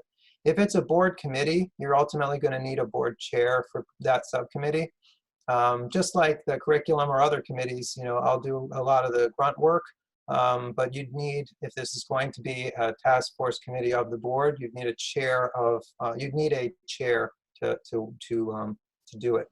So this gives you, again, the second page here is just, again, a further breakdown of sort of how that would look in terms of committee selection. One of the other things that came up was you could also, instead of a task force, do community workshops. I was exploring what the possibilities for that would be as well. And the only reason for that is that a lot of this is dictated by what is permissible by the state. So the executive orders are driving a lot of what our restrictions are.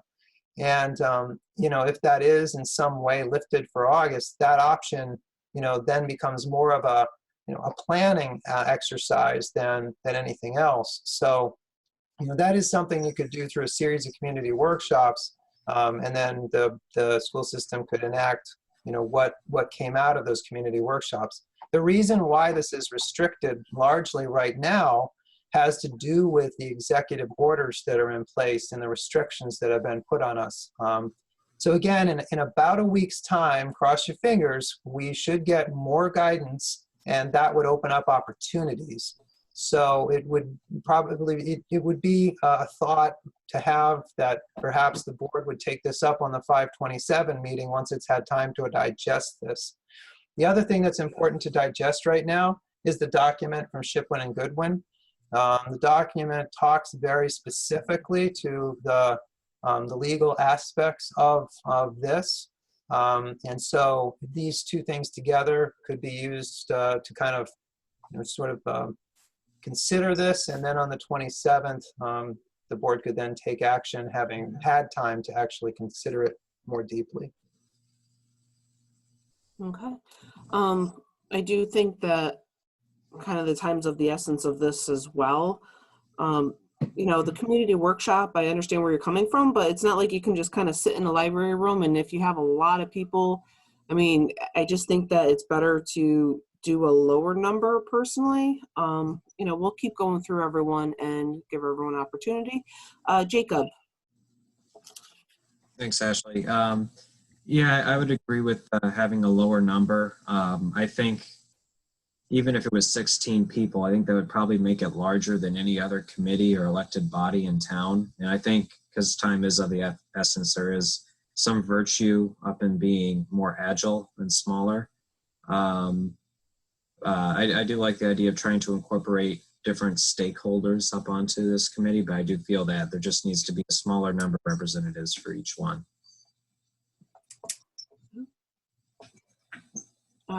Christine Griffin. Okay, I have a couple things.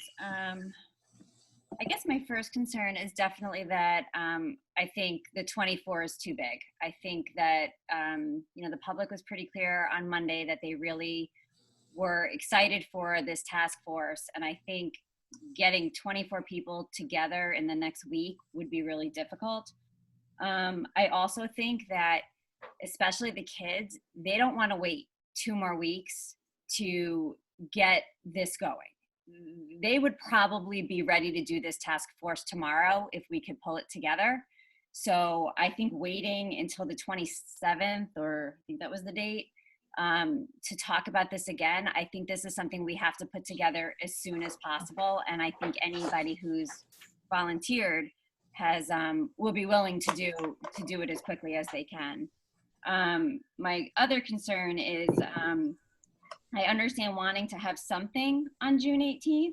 And I think that it's important to do something for the kids in the survey. I believe July 16th was the next date.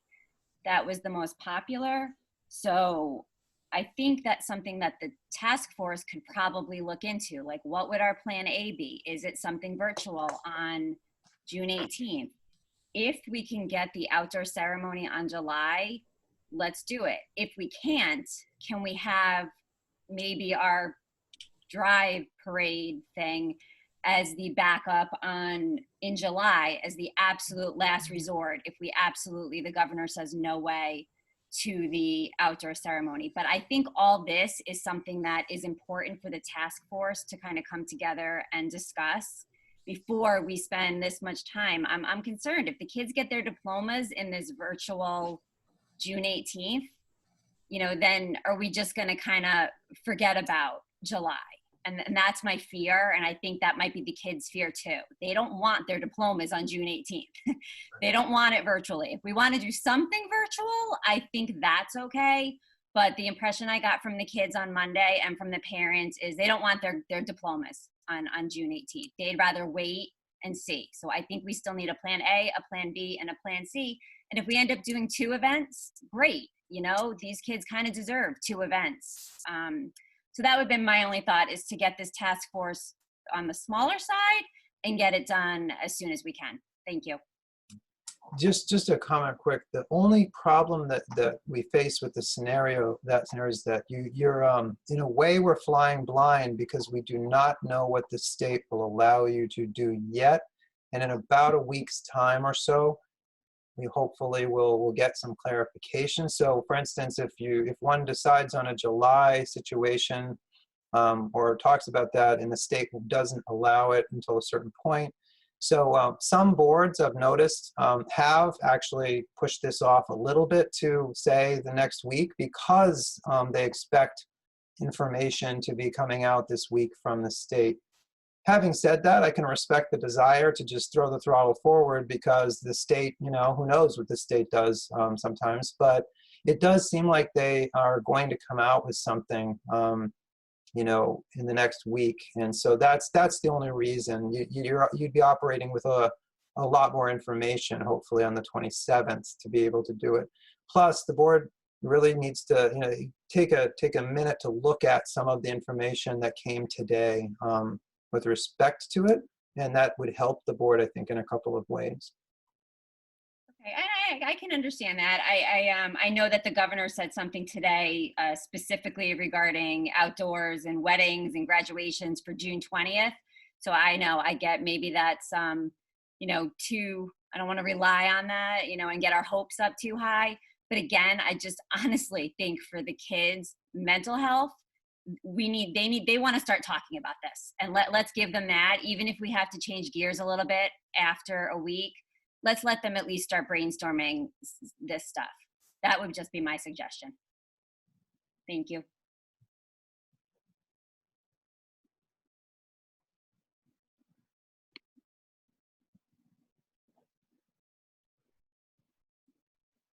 Just everybody's audio is going okay. I think Ashley's muted.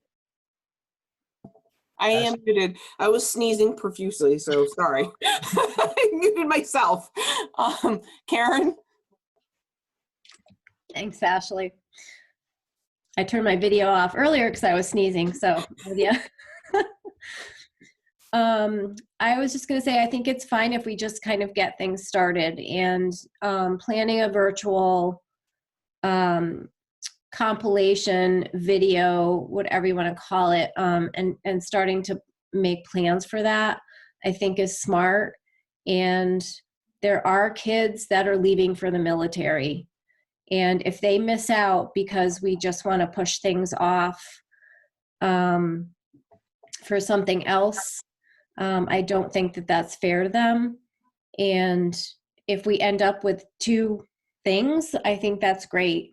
And there is a big risk out there that, you know, something in person may not be feasible. And I just want to be prepared for that as a parent too, that if that happens, at least we still have something. And if we end up being able to do something, then so be it. Then we still have, you know, some kind of compilation video as a memento, which is fine. I'm just a little concerned that if we don't start putting those pieces in place, it does take time to put that all together, that we'll regret not having anything for the kids and their families, especially those that are going off to the military or may not be able to participate later. So I do still feel very strongly that we should try and do some planning now for that. Thank you very much, Karen. Christina Claude? There you go. Just a couple questions first. So the document from Shipman and Goodwin has the date on or around June 18th on 2 pages. And I'm just curious if, you know, we go back to my question of how do we get to a yes for the in-person graduation if we change that date, if any of this changes. That's my first question. My second question is in regards to 2 students that prefer the creative survey. In the survey, creative is virtual and the drive-in suggestion, or what is the definition of creative in this case? The creative on that survey was kids who entertain sort of virtual and or drive-in kind of options versus in person. And I think then there's a group that is either, like either was okay with them. Okay. So it's just balancing out the, you know, the perspectives on it. Not to say one is better than the other. I have some, you know, I think many of you have also seen this. There are students who feel that that they would like to have something sooner rather than later, even if it was virtual, because they anticipate not being available in August. And so that's a sentiment that's out there too. It's just trying to make sure that we have everybody's voice heard on this, understanding it's a complex issue, and you know, and that you know, people feel strongly about it. So my thoughts on this, I would like to have the virtual option. I think the staff has been working on that for the kids. I just don't want it to be the backup plan to what this task force could create for the kids, which I heard loud and clear was that they want an in-person graduation. So my argument would be if we have a virtual graduation on June 20th or whatever the date is, I would like to see this Shipman and Goodwin document with a July 16th date on it instead of a June 18th date on it, because I think that was always kind of the plan, was to go out into the summer. And I think the task force really should consist of people that want the in-person traditional graduation. I just heard that loud and clear. And if we're going to do this, I think we need to have people on there that want to make that happen for these kids. And the virtual graduation can be, you know, another option, you know, just to have. But the task force, I think, should be more focused. I understand different stakeholders and getting people involved with differences of opinions, but if we do the virtual, that is what I guess you could say right now would be the safest thing to do. If we, you know, you did it tomorrow, that's what we would have to do. But the task force, I think, needs to be driven towards the traditional graduation. And I know it's late, I'll stop talking. Just a point of clarification about the S&G document. Yes, so that June 18th, I noticed that too, and I emailed for clarification on it. I think what they're actually saying is that they were using the date we had in the calendar, but what they're really saying is that, you know, within the realm of the executive orders, like wherever they begin and end is what is permissible and what is not permissible.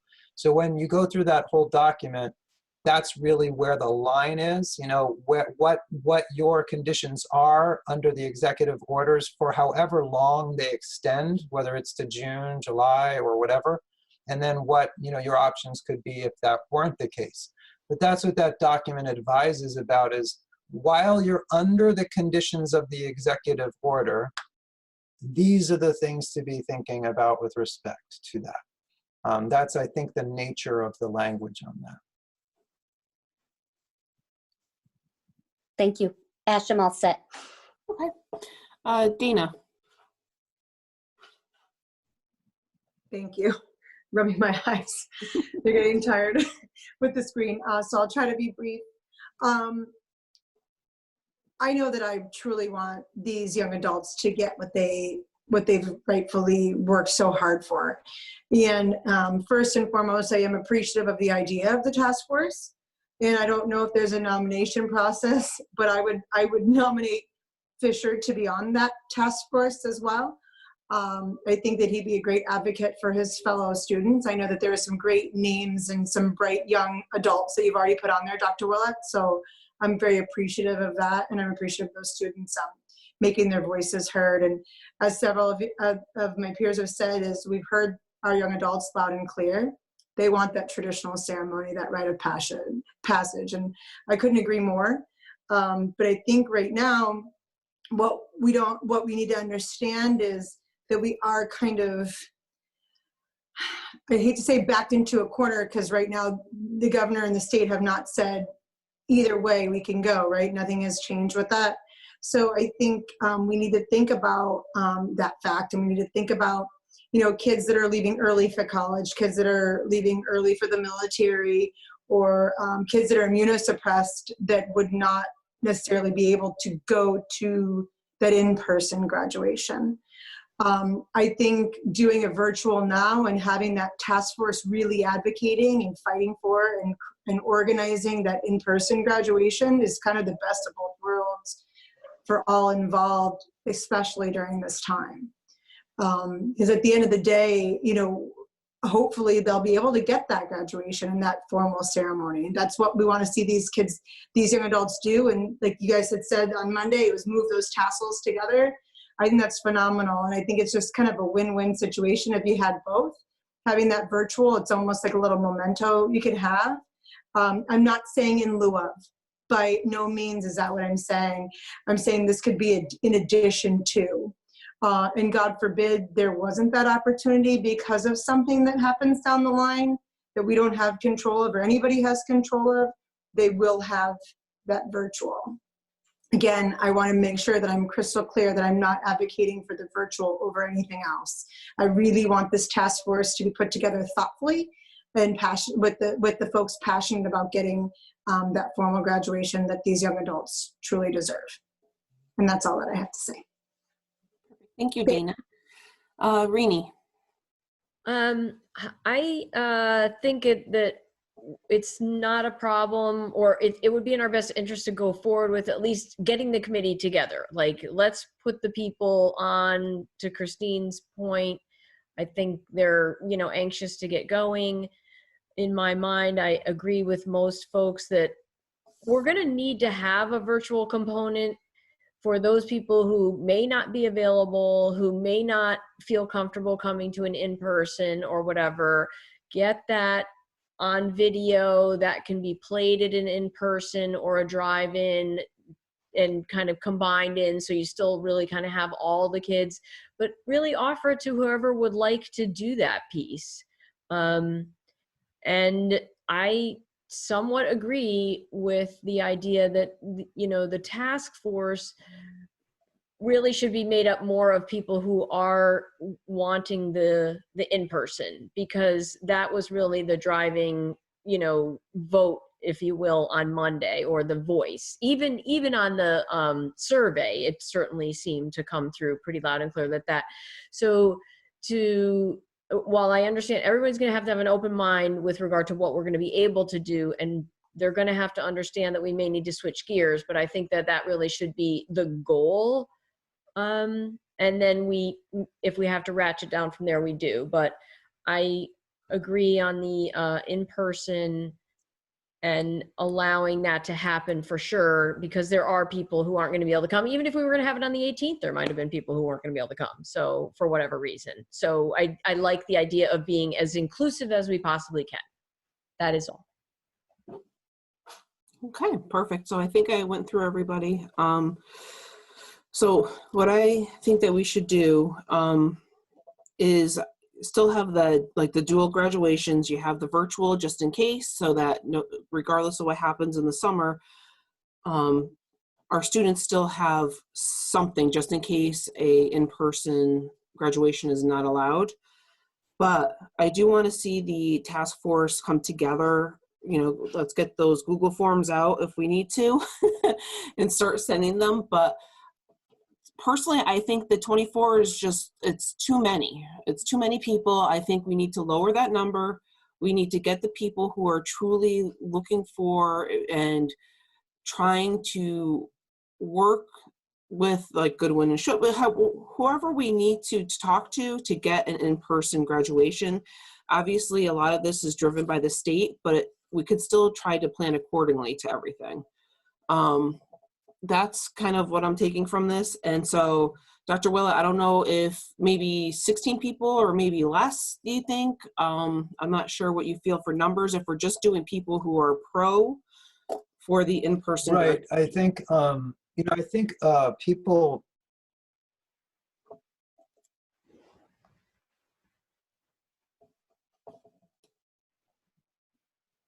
did we lose you again? We lost him again. No. Am I here?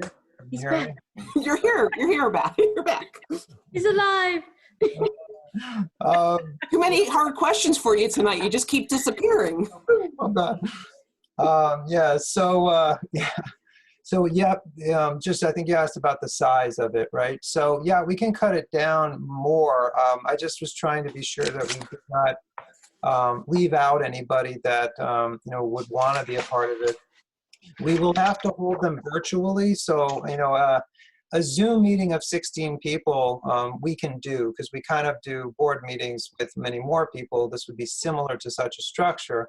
If you did do that, doing the option of, if you were sticking to 16, if you wanted to choose the option of 2 students that prefer in person, 2 that creative, 2 that either, we can identify them. The students that were already identified as being in favor, there are students on this list that people had submitted or in emails or requested it that wanted to be part of it. Hold on one second. Christina had a question. She has her hand raised. Oh, Yep. I was just curious because I think time is of the essence here in terms of appointments. You have people here that have volunteered on the sheet here. Could the chair of the Board of Ed appoint who's on here? I mean, you already have 6 students, 3 teachers, 3 administrators highlighted. I mean, that could get started. Yeah, that could get it started, right? Right. You don't need to, at this point, if you're going with the virtual graduation, and that's going to happen, and this is a planning committee for the in-person version that, hopefully could happen, then it doesn't matter if the members on the committee are of the opinion it should be in person, because the virtual one is already happening.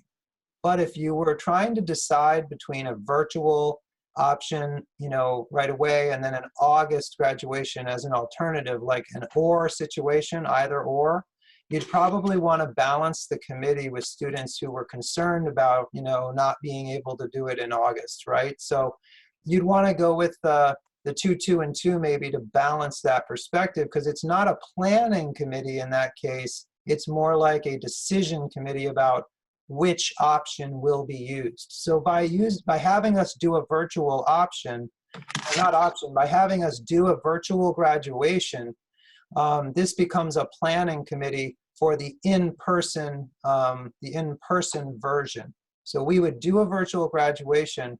Then yes, you could just go with the students that have already been identified. I will say that I'm sure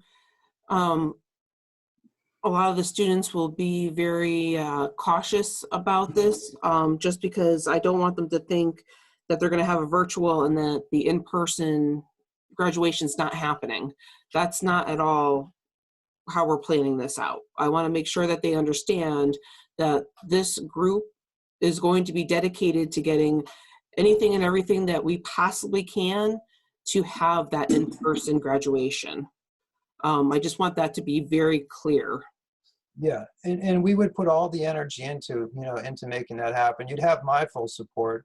I think it's the virtual one gives everybody the opportunity to make sure they get their diplomas no matter what happens. And I think that's important for people that need those for a variety of reasons. So the virtual one would really give everybody the chance to check the boxes and get that, experience. But we would help make sure that should that option be available to us, that, that we would make that August thing happen, assuming it's August, that it would be allowed. And it would be almost the best of both worlds, because you'd have the opportunity to, the virtual thing would happen, everybody could have that. And then those who wanted to participate in a in-person one would be all, I'm sure, going to the August one. And we would. The question then becomes getting this task force off the ground. Can I appoint people like that you have here? Or can you scroll down a little bit so we can see exactly what you have? Because what number are we at with your highlighted people? You're at 16 with the highlighted. If you're going with 6, you're a little higher than that if you go with everyone. So for instance, right now, those 1, 2, 3, 4, 5, 6 students, most of them I think would say yes. What you would be doing is you're appointing and then we're recruiting. So if we went to someone that you had appointed and they said, I would really rather not, we could find another student, we could recruit another student or just leave it be. But the students that are listed here are the ones that had come in the last few days or, between the times we've been talking about it. So you could appoint them. You could appoint these two, the 2 parents who had been a part of it, parent guardians. The random selection would occur in the next few days. I would be putting out the forms to have the random selection. So the highlighted 4 would be the 4 parent or guardians, 2 already appointed by you or recruited, and the other 2 would be the random selection.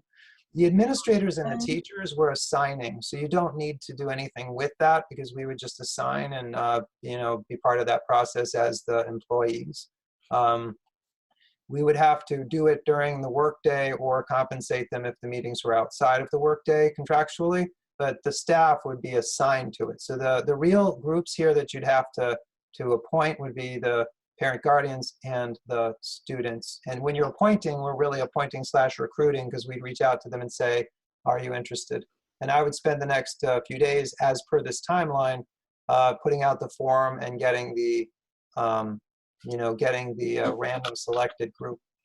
So in that case, if you go with the kids that are young adults that are already part of the student group, we really wouldn't be doing too much random selecting if this is about a planning committee and not a, deciding for one or the other. If it's a planning, you can just put all those students in, and then we would go to random selection for the remaining parents and have 2 random select group, positions, and then the 2 that you would be appointing here. Does that make sense? Oh, that's perfect. So would anybody be opposed for me appointing the lists that are highlighted? If anybody has any hands, everyone's hand is up. So if you could take it down, or if you have something to say, leave it up. Oh, yeah. And just a clarification, if you're doing that, we're saying we are going with the virtual graduation. Yeah, let me just go through everybody just to make sure and touch base, and then we can go through. So Christina Plord? my question is, do we really need 4 parents? Eric Person and Amy seem pretty passionate. I'd love to see all 6 students that volunteered be on it. This is their day. And then we didn't talk about board members. If it's a planning committee, are board members appointed? You would, if this is, and which is what it is becoming, if it is a task force, a committee of the board, you will need to appoint a chairperson to it as well. Oh, okay. Answered my question. So you don't need board members appointed then? No, well, no, but Ashley would have to, you know, as she has for other chairs, appoint, you do have to assign someone to that role. Oh, okay. I wonder who. Yeah, I'm guessing I know who you might do for that. But yeah, you basically, again, on the premise that you're having the virtual graduation, this committee becomes a planning committee for the hopeful August one, which means that you don't necessarily have to worry about balancing, you know, perspectives on it as much because it's a planning one. So those 6 Correct. students, you could just have them appointed, recruited. You could just do the 2 parents, and then the, you know, obviously the staff we would assign and come on to help.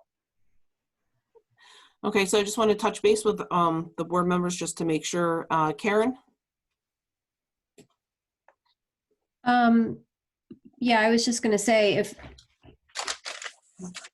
so this would just be a planning committee, start work on the virtual piece, go with the planning committee. I'm not sure. I'm fine with all the students. I think that's great. And I think that's a nice representation. Love to see another girl on there, but sorry, could you scroll down a little bit, Dr. Willett? And yep. Just keeping in mind, it'd be about 14 people. If you have 6 students, 2 parent guardians, yep, and the staff that are highlighted, you'd be at 14 roughly for the planning committee. Okay. Is it possible you might get 1 or 2 more staff that want to be involved or need to be involved? I think we probably got a good group, keeping that thing, you know, keeping it reasonable size. The highlighted people would be your most, you know, the people that could help the most, although Tom Tolland actually could help a lot too. You know, again, if you're doing a planning, right, you're not really, you know, the planning committee is a different thing than one that has to decide between 2 options. right. Yeah, no, I'd be fine with that. Let them get to work. And, you know, I think I'm just gonna put a plug in there for Mr. Blaze because he's been doing this for a long time, organizing graduation, and he does a fantastic job. So I know that he would give it his all on his way out. So. And remember, for staff, you don't have to appoint those. You know, your main thing. Yeah, no, I know. Because we'll assign, we work for you, so we'll be there. You know? No, I know, and I'm very grateful that that I know that they will do a fantastic job. Yeah. So I don't see what we need to do other than, I guess, agree to that, but. Okay. Tony? Yeah, I mean, it sounds like really good things are coming out here. I just wonder, might it make sense to put together a clear direction in a motion for Dr. Willett as far as the virtual and or the appointment of these positions, and then bring it to a vote for the minutes?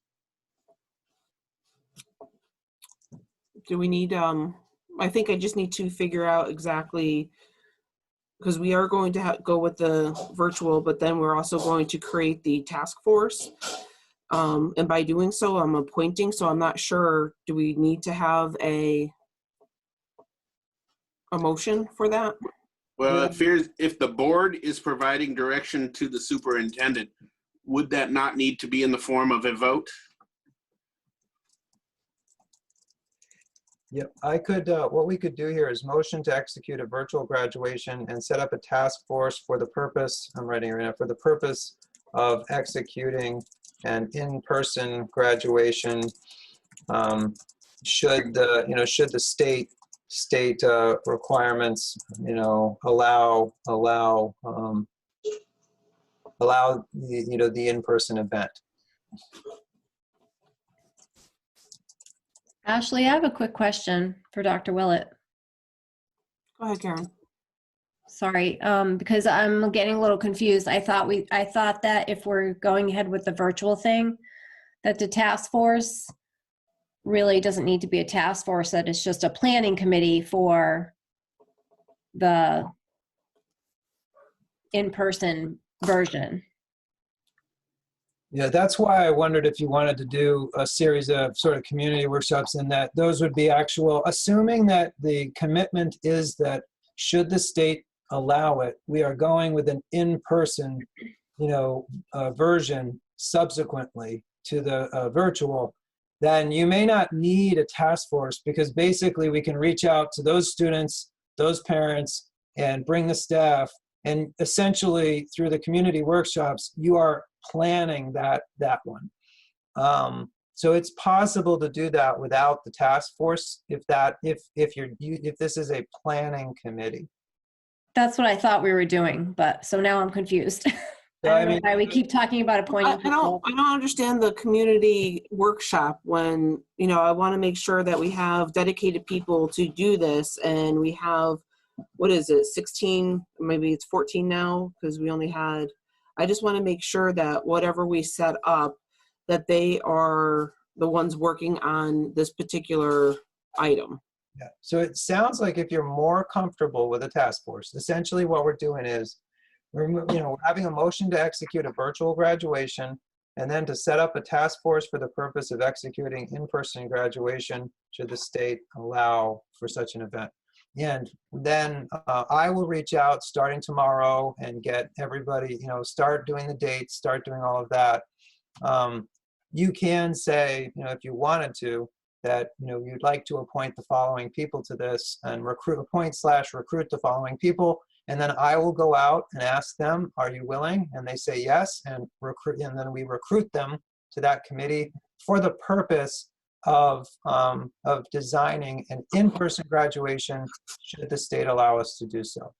And I would set up those meetings and get going on that. You would have a extended timeline now, though. It would give you more time, because you're not trying to decide between two options. You are planning the in-person option. So we would not be as crunched for time. We could spread out, some of those meetings a little bit more, not a lot, but a little bit more, and it might be more accommodating for people. So it just depends on your comfort level, but the purpose of the task force under the design that you're describing is to plan the in-person event should we be allowed or able to do so through the state's rules and recommendations. So that's why, the motion to execute a virtual graduation and set up the task force for the purpose of executing an in-person graduation should the state's requirements allow us to do so, or should the state's requirements allow the in-person event, which we should know in about a week. I'm still confused. Why do you keep calling it a task force if we don't need a task force? I am too. Can I just say something, Ash? Just the planning committee. Go ahead, Griffin. Here would be my thought. I think it should be a task force, and I think the task force should also look at the details of the virtual. Because one thing we haven't talked about is, are we definitely having every kid get the diploma? Are we definitely having just kids who know they can't come in July get their diploma? Is the valedictorian and the salutatorian expected to give their speeches at the virtual? That's all yes. That would all be yes, because the virtual graduation would be a full graduation. The purpose of it would be to make sure that, no matter what happens, the kids have had a graduation that is a full graduation. They would get their diplomas, there would be pictures, they would actually get their diplomas in person. It's just that they would be given appointments. They would come in, they would have a picture taken. It would be within the social limits that we have right now, the constraints of 5 people and all that. but they would have appointments, come and take pictures. It would be put together and then ultimately streamed with the speeches and everything. I And it guess would- that's just where my difference is. Like what I would like to see as some sort of a virtual something, but then if the in-person can't happen, if the in-person is absolutely off for mid-July, I'd like to see then something else done. Like we still have the drive-in. You know, I don't want to do the virtual and then be totally done. I guess that's my concern. So I would like the task force, I guess, in my opinion, to look at all of these things, to not, you know, obviously they're focusing on the in-person because that's what the kids want. But I think that there's still so many other variables. And I feel like if we do the virtual, then if we get told no for the in-person, then we're done. Then that's it. And that's where I guess I'm having a little bit of a problem. I feel like we had some other ideas. They weren't the kids' favorite ideas, but we did have some other ideas. So if we're doing a full-fledged virtual graduation, is that going to be it? That's where my concern is, and that's why I thought the task force was being brought together to look at all of these things. So Right. that's just, maybe I was confused with the thought behind the task force, but that's just kind of where I'm coming from. But I think your challenge is that if you're going to make it a deciding kind of kind of either or, then you do have to do something different with your compositions because you're going to need to include the perspectives of people that may not feel like the in-person is the way to go, including the immunocompromised, including people that aren't going to be able to come in August, including all of so there are groups out there, kids out there that have that opinion. So if we are going to make it a decision-making one, then we really have to do the selection differently.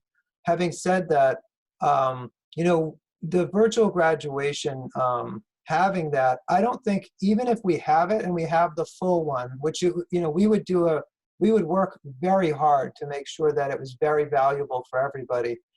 The other option, that would not preclude you in any way from having that other option. And I promise you that, I would work very hard to support you, any group that wanted to have that second one happen for people that wanted it in person. So, we would work hard to help that happen. Where the situation gets a little more complicated here is, if this committee is to decide which one to have, you do have to then consider those committee compositions in a way that balances that perspective. And that is going to be something that we would take a little bit more to execute here. I don't know. I just feel like we're overthinking this. Just, appoint I some can tell people, you- and let's move on. Here's what I would tell you. And again, here's where I've found things to be most frustrating. For me, it's when the state provides ambiguity. Frankly, and that's why I'm trying not to provide ambiguity. So I will make a recommendation. I recommend that you have the virtual graduation. I recommend that you allow the staff to work on this and execute it in its fullest form. And then I recommend that you have the task force or committee, however you'd like, to be tasked with creating the in-person version of this. When the information comes out, you'll know what your parameters are, whether that is a car version in person or whether it is a on the field one in person. That this committee would be designing the more robust in-person version, and we would have the very robust virtual version executed on June 18th, so that the young adults got one and got the diplomas and got that, so that should there be any issues for some of the students in August, that it does not adversely affect them. You really would have the best of both worlds here. And I offer it because I know how frustrating ambiguity is. So I'm trying to help by saying, the recommendation is go with the virtual graduation, let us plan it and execute it, and then this committee will be planning and executing the in-person version to the greatest extent that is allowed by the state and its rules. I just think that this could, talking about it, I do think this group of individuals could help with the virtual graduation as well. You know, I don't think that we should just cut them out from that factor. Well, you wouldn't. There's no, they wouldn't be cut out. Remember that the people doing this would be, you know, Todd Blaze and others, and they would definitely be including, you know, students in the virtual graduation and input in the virtual graduation. We don't require a special committee to execute that one as much as, you know, the in-person one will have some finities to it, because the state will probably not say, go ahead and do it the way you always have. The state will probably have a lot of things about it that, you know, that will have to be worked out. So, you know, I think you know, having the people dedicate that time and energy to that is probably where people will want that energy to go, who are interested in the in-person one. The virtual one will not move forward in isolation. They will be talking to students and working with groups to get that to happen. Obviously, there are things that, you know, that would have to happen in a certain sequence for a virtual graduation, you know, getting them in, doing the diplomas, all of that. There's only so much you can do with a virtual graduation. So the input would be there and they would be executing it. But they would need to get started on that, which is why, you know, to do that in a quality manner, we'd want to set them, you know, set that as the, you know, direction so we could get them going. I know they're eager to do that. Okay. Dana? Hi. I'll be brief because I know that, you know, I don't want to keep repeating what everybody else has said. But first, I'd like to just advocate for both senior parents on the Board of Ed, if we're going to appoint Board of Ed members for the task force or quote unquote planning committee, whatever we deem to name it. I think that would be a good idea. But I think at this point, we really need to just focus on taking care of all students, right? So not the majority of students, not the minority of students, not who can be here, who can't be here. Right now, with everything being so up in the air with whatever's going on, the virtual gets everybody not necessarily what they want, but it has the actual graduation ceremony for every possible student. And yes, if we had the regular graduation, if COVID wasn't here, there would be some students that wouldn't attend a regular graduation. I understand that completely. I think, though, that there are people that won't be able to attend simply because of health issues. So we need to be able to represent that silent minority and assist. So I think having the virtual graduation and then having the planning committee or task force, whatever we deem to call it, focusing on getting that actual in-person graduation, you're taking care of all 200 plus students or 200 students of the class of 2020. I think that we're arguing semantics on a task force versus a planning committee, and that's fine. Whatever it's called, everybody's passionate about getting these kids what they so deserve. And if it is underneath the category of multiple facets, then that's what we need to do. As a Board of Education, we need to support these kids to get them what they need in all avenues. And that's all I have to say. Thank you. Jacob? Thank you, Ashley. I support Christine's idea of trying to include the committee up in both a virtual graduation and a more in-person one. I'd also just like to mention that, or I'd like to recommend that the board either move up on this tonight very soon because it is 11 o'clock, or table it up until next week. I don't think we're making good decisions for much longer if we I would respectfully ask that we not conflate the task force that would be setting up the in-person with the virtual, only because the timeline in the virtual is like now. You know, we have to get going on that. And I would be a little concerned about the logistics of trying to get, equitably and fairly get a large group involved in the same way that they'll be involved in the planning of the in-person. So I think naturally they will include input in that, and definitely will. I will be talking and working with them to include input on that. but I would just be a little afraid that, this committee would be not clear on its own direction, and that we would get into the weeds in a way that, we'd have trouble involving everybody and all of that. So I think if we can go with the virtual and let people do the planning on it that have done it for years, and they are going to be bound to making it feel good for students and parents and guardians to the greatest extent a virtual can. This group that really, really cares for that in-person piece is going to be focusing their energy strictly on that. And I think that you are going to get the best of both worlds if that's the design. But if we conflate them, I see us getting into a lot of trying to involve this larger group in that process. And I think that would be a little unwieldy. So I would keep them separated, understanding that we all report to you ultimately, and that the virtual will have the input of, of the people that have done these for years and of students and others. So, we make sure of that to the greatest extent that a virtual can, there's only so many things that one can do with a virtual. Okay. Anything else, Jacob? I guess just one quick thing. So what did the committee with some of the staff members? I know I saw up on that list there were some advisors, some class advisors. So if they were on the committee, wouldn't they kind of already have some experience doing virtual graduations regardless? Or not, nobody has experience doing virtual graduations, but if we were to have the committee kind of look at both of those different ceremonies, they would have some experience either way. Am I wrong about that?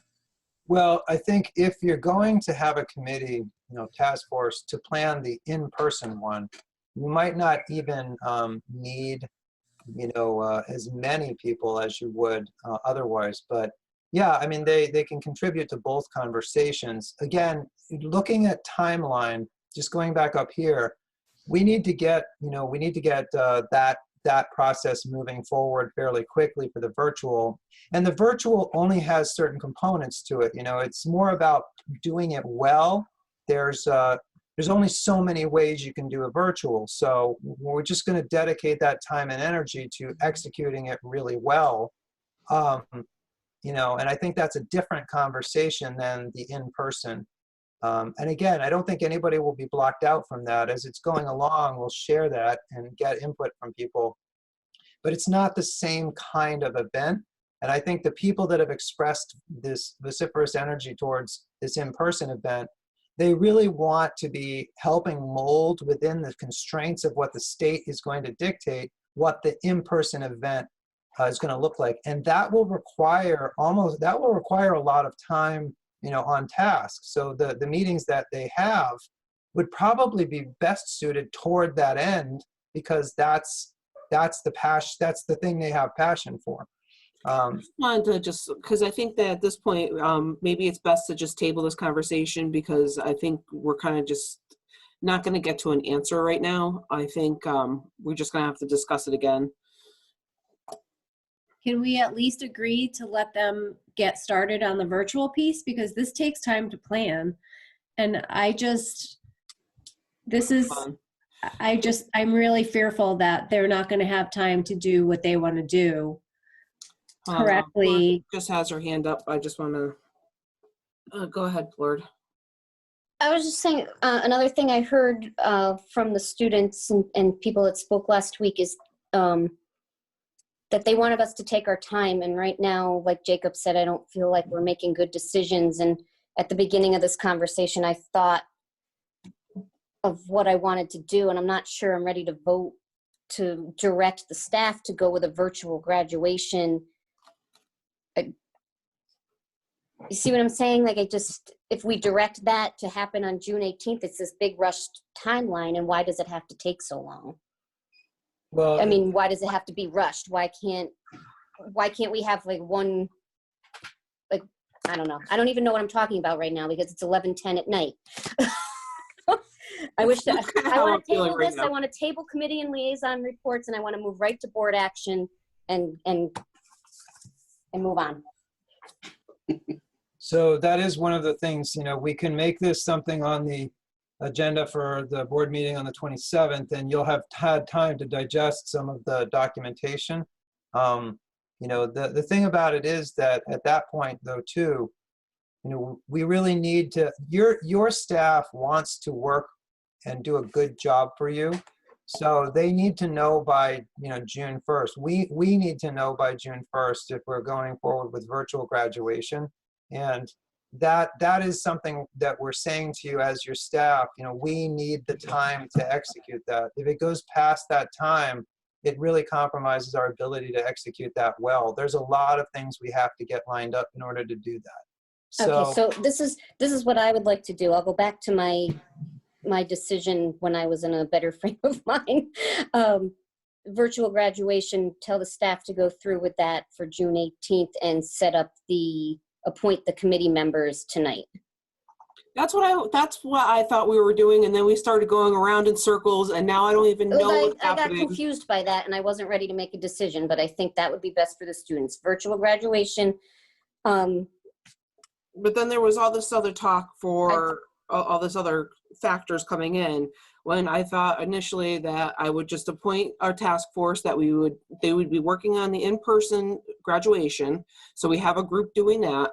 We still continue on with a virtual graduation so that all the kids can be included. If anyone's leaving, if anybody's going somewhere else, that still takes place. So in case that in-person isn't like something happens, because Lord knows right now in this time, like anything can happen, that they still at least have the virtual graduation. So that's where I was at. Okay, so how do we make that happen tonight? Do we have to make a motion? Here, let me recommend that. Here's what I think we can do, if you'd entertain it, Madam Chair. I would suggest looking at the people identified in red. Okay, just looking at the people identified in red. Yep. Motion to execute a virtual graduation and set up a task force for the purpose of executing an in-person graduation should the state requirements allow the in-person event, and to instruct the superintendent to recruit the students and parents as indicated in the 2025-11 task force document to be reported out on in its final form at the March 27th meeting. And we would be recruiting / appointing, because you're actually, you know, you're having me go out and ask the people in red for the committee, you know, for that committee. So again, it's wordy, but it covers what I think we're going to do here, which is. You got to add on the 2 board members, though, right? And then we're good. Yeah, I mean, essentially, we would only need, you know, as many as you want, 1 or 2. I'm just saying, we need a couple board members. You got the list. You got to get a couple board members, and we're good to move on. Yeah. So if you can even get 1 board member, then you are, you know, then we can move forward with this, and use that motion to move forward with it. Great. And you will change the date to the May 27th, because you said March, I believe. I'm sorry. Yeah, May 27th is what I meant. Yeah. So again, it would be, it's a wordy motion, but it covers it. Motion to execute a virtual graduation and set up a task force for the purpose of executing an in-person graduation should the state requirements allow the in-person event, and to instruct the superintendent to recruit the students and parent guardians as indicated on the 2025-11 task force document to be reported out on its final form in the May 27th meeting. So we could get started, and we would just give an update in the May 27th meeting, you know, about where we were and what was going on, that kind of thing. Okay, I'm okay with this. Tony, you still have your hand up on the side here, so you have, oh, now he disappeared too. Oh, sorry. I meant to put it down after we had that last discussion. I think Dr. Willett's motion is something we should move on. I'm good with that. Christina Plord, so moved. Jacob Mari, second. Okay, so you'd have to make a motion to move this to action and then make that motion and do it. The action. Kills me. We got to change that. All right. And then Christina Plord, I'd like to make a motion to move Dr. Willett's suggested motion. What do we say? The graduation planning. I don't even know what I'm saying. Virtual graduation and task force motion to action. Move it to action under K2. Jacob Mari, second. Discussion. We're good. Okay, all those in favor say aye. Aye. Okay, Rini, Aye. Tony, Aye. Jacob, Aye. Christina, Aye. Christine, Aye. Karen, Aye. Dana. Aye. I'm an aye as well. Motion passes unanimously. Okay, we will have that as board action for K2, the graduation and task force. Okay. Okay. Can we just, the committee liaison reports, does anyone really pressing to have a report done? Table it. Table. Table. There is one thing I will say for chairperson report. It's only a couple of sentences, so I will just say that. I just wanted to take a quick minute to say thank you to everyone for working hard during these times. I know the tensions and emotions are high, but we do need to remember that board members are volunteers willing to help our community. I believe that sometimes it's easy for emotions to go into overdrive, but please take an extra minute or two to think about how your actions may impact somebody else. We can only get through this with support of everyone involved. So that's it. So let's go to board action. K1 is getting the superintendent's evaluation. Christina Plord, I'd like to make a motion to waive the superintendent evaluation timeline if mutually agreed by the superintendent of schools to the timeline identified in this agenda item H6 of the May 13th, 2020 meeting of the Board of Education. Tony Holt, second. Discussion? You can raise your hand if you have anything. If not, I'm just gonna go, and we're gonna vote right away. Rini? Aye. Tony? Aye. Jacob? Aye. Christina Plord? Aye. Griffin? Aye. Karen? Aye. Dana? Aye. I'm an aye as well. Motion passes unanimously, so we will have a new timeline for that. Let's go to K2, the very wordy graduation and task force. Yeah. Jacob Mari, I move that we adopt the motion relating to the graduation task force as outlined by Dr. Willett. Is that valid? I don't remember. Here's the motion. Okay. Oh, he wrote it on the thing. So Okay. you're gonna, Lisa, So- take your notes. All right, I move to execute a virtual graduation task and set up a task force for the purpose of executing an in-person graduation should the state requirements allow the in-person event, and to instruct the superintendent to recruit the students and parents/guardians as indicated on the 2020 May 11th task force document to be repeated out in its final form in the May 27th Board of Education meeting. Karen Moran, I'll second. Or Karen. Discussion? I hope we're good. Now, the only thing for discussion is, do you want to appoint a board member to this? Yes, well, I'm assuming at least we'll have the two. Karen, can you just give a thumbs up if, yeah, so we'll have two, and I'll do that. And obviously Griffin, I mean, she's very vocal about this. So that's your group. If I don't put her on there, I'm not sure what would happen. All right. So that in red, this is your group. Okay. Just to clarify. So I will appoint after we create the task force, correct? Yeah, I mean, right now I'm going to recruit these individuals, and then yes, if they're saying yes, then you can use the next meeting to do that. But they could get started if you wanted them, to. We set up the dates. Now that I know who it is, I just reach out and say, "Are you willing?" They say yes, and we're off. Perfect. Does it matter who the chair is of the two Board of Ed members? Does that have to be decided now? I would say that you don't have to, but it probably wouldn't. I mean, it's late, but if you did, great. If you didn't, Honestly, I would have to say Griffin. I mean, this whole in-person thing has definitely been something that she's been very, very adamant about. Okay. Just for the record, can I just say that as a senior parent, I, of course, would always want an in-person graduation for these kids. I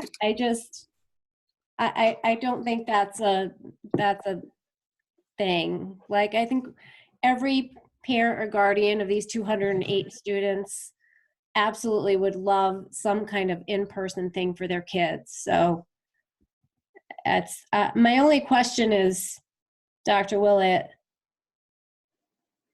why does it have to be a task force? Because at this point, I'm just going with it out with whatever the, you know, the whatever the board is comfortable with. And right now that what they're comfortable with is task force, and you know, this task force has the job of making that in-person thing happen the best way that it can, and so there we go. You know, that's where we seem to have come. well, but I was saying, like a planning committee, you don't have to have a chair, and you don't have to, like, all of the, you know, things that go along with having to have an official task force. If you just have a planning committee, it's everyone planning together. That's all. I was just trying to be less official. Right, I understand. I want to make everybody happy and move this to a place that everybody feels good about. I think right now, as I said, in order to get you where I think you want to go, my recommendation is that, you know, you do what, you know, you do the virtual graduation and you have this task force work on the in-person, and that seems to be where you're landing. So just to move it forward and give you, you know, I do hate, just like I know everybody does, I hate where we're all sort of, you know, not sure. This gives you a plan and a direction to move on, and I think everybody will feel good about that. No, it's totally fine. It's something you said a long time ago about planning committee versus task force, that's all. Yeah.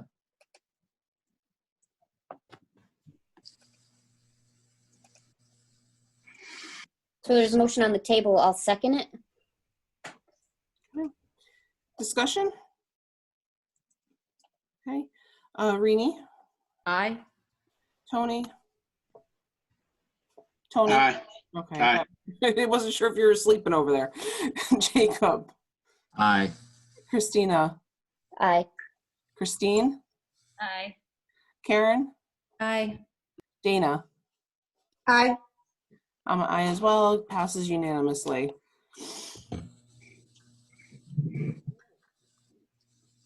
Okay, get working. I'll get working. Okay. Perfect. We can go to public participation, 2-minute time limit, and it must be limited to items on the agenda. And we have Tony the timer for 2 minutes. So we will open that up. If anybody is on that would like to say something, just raise your hand. If not, we will continue on. Okay. So let's conclude that then. Points of information, anyone have anything else to add? Are we all set? Flora, do you still have your hand up? You're good though? No, I'm good. Sorry. Okay. And then the future new business and any of that, I think we can hold off. So I'll entertain a motion for adjournment. Jacob Mari, I move that we adjourn the meeting at 11:24 p.m. Okay, perfect. Christina Ford, second. Perfect. You know, let's go here. Rini, Aye. Jacob. Aye. All of a sudden, all my blocks just started getting messed up. Karen, Aye. Christina Flord, Aye. Dana, Aye. Christine, Aye. Tony, Aye. Aye. And I. So motion adjourned. We're all good. Have a great night. Good night, sleep. Bye, guys. Aye. All right.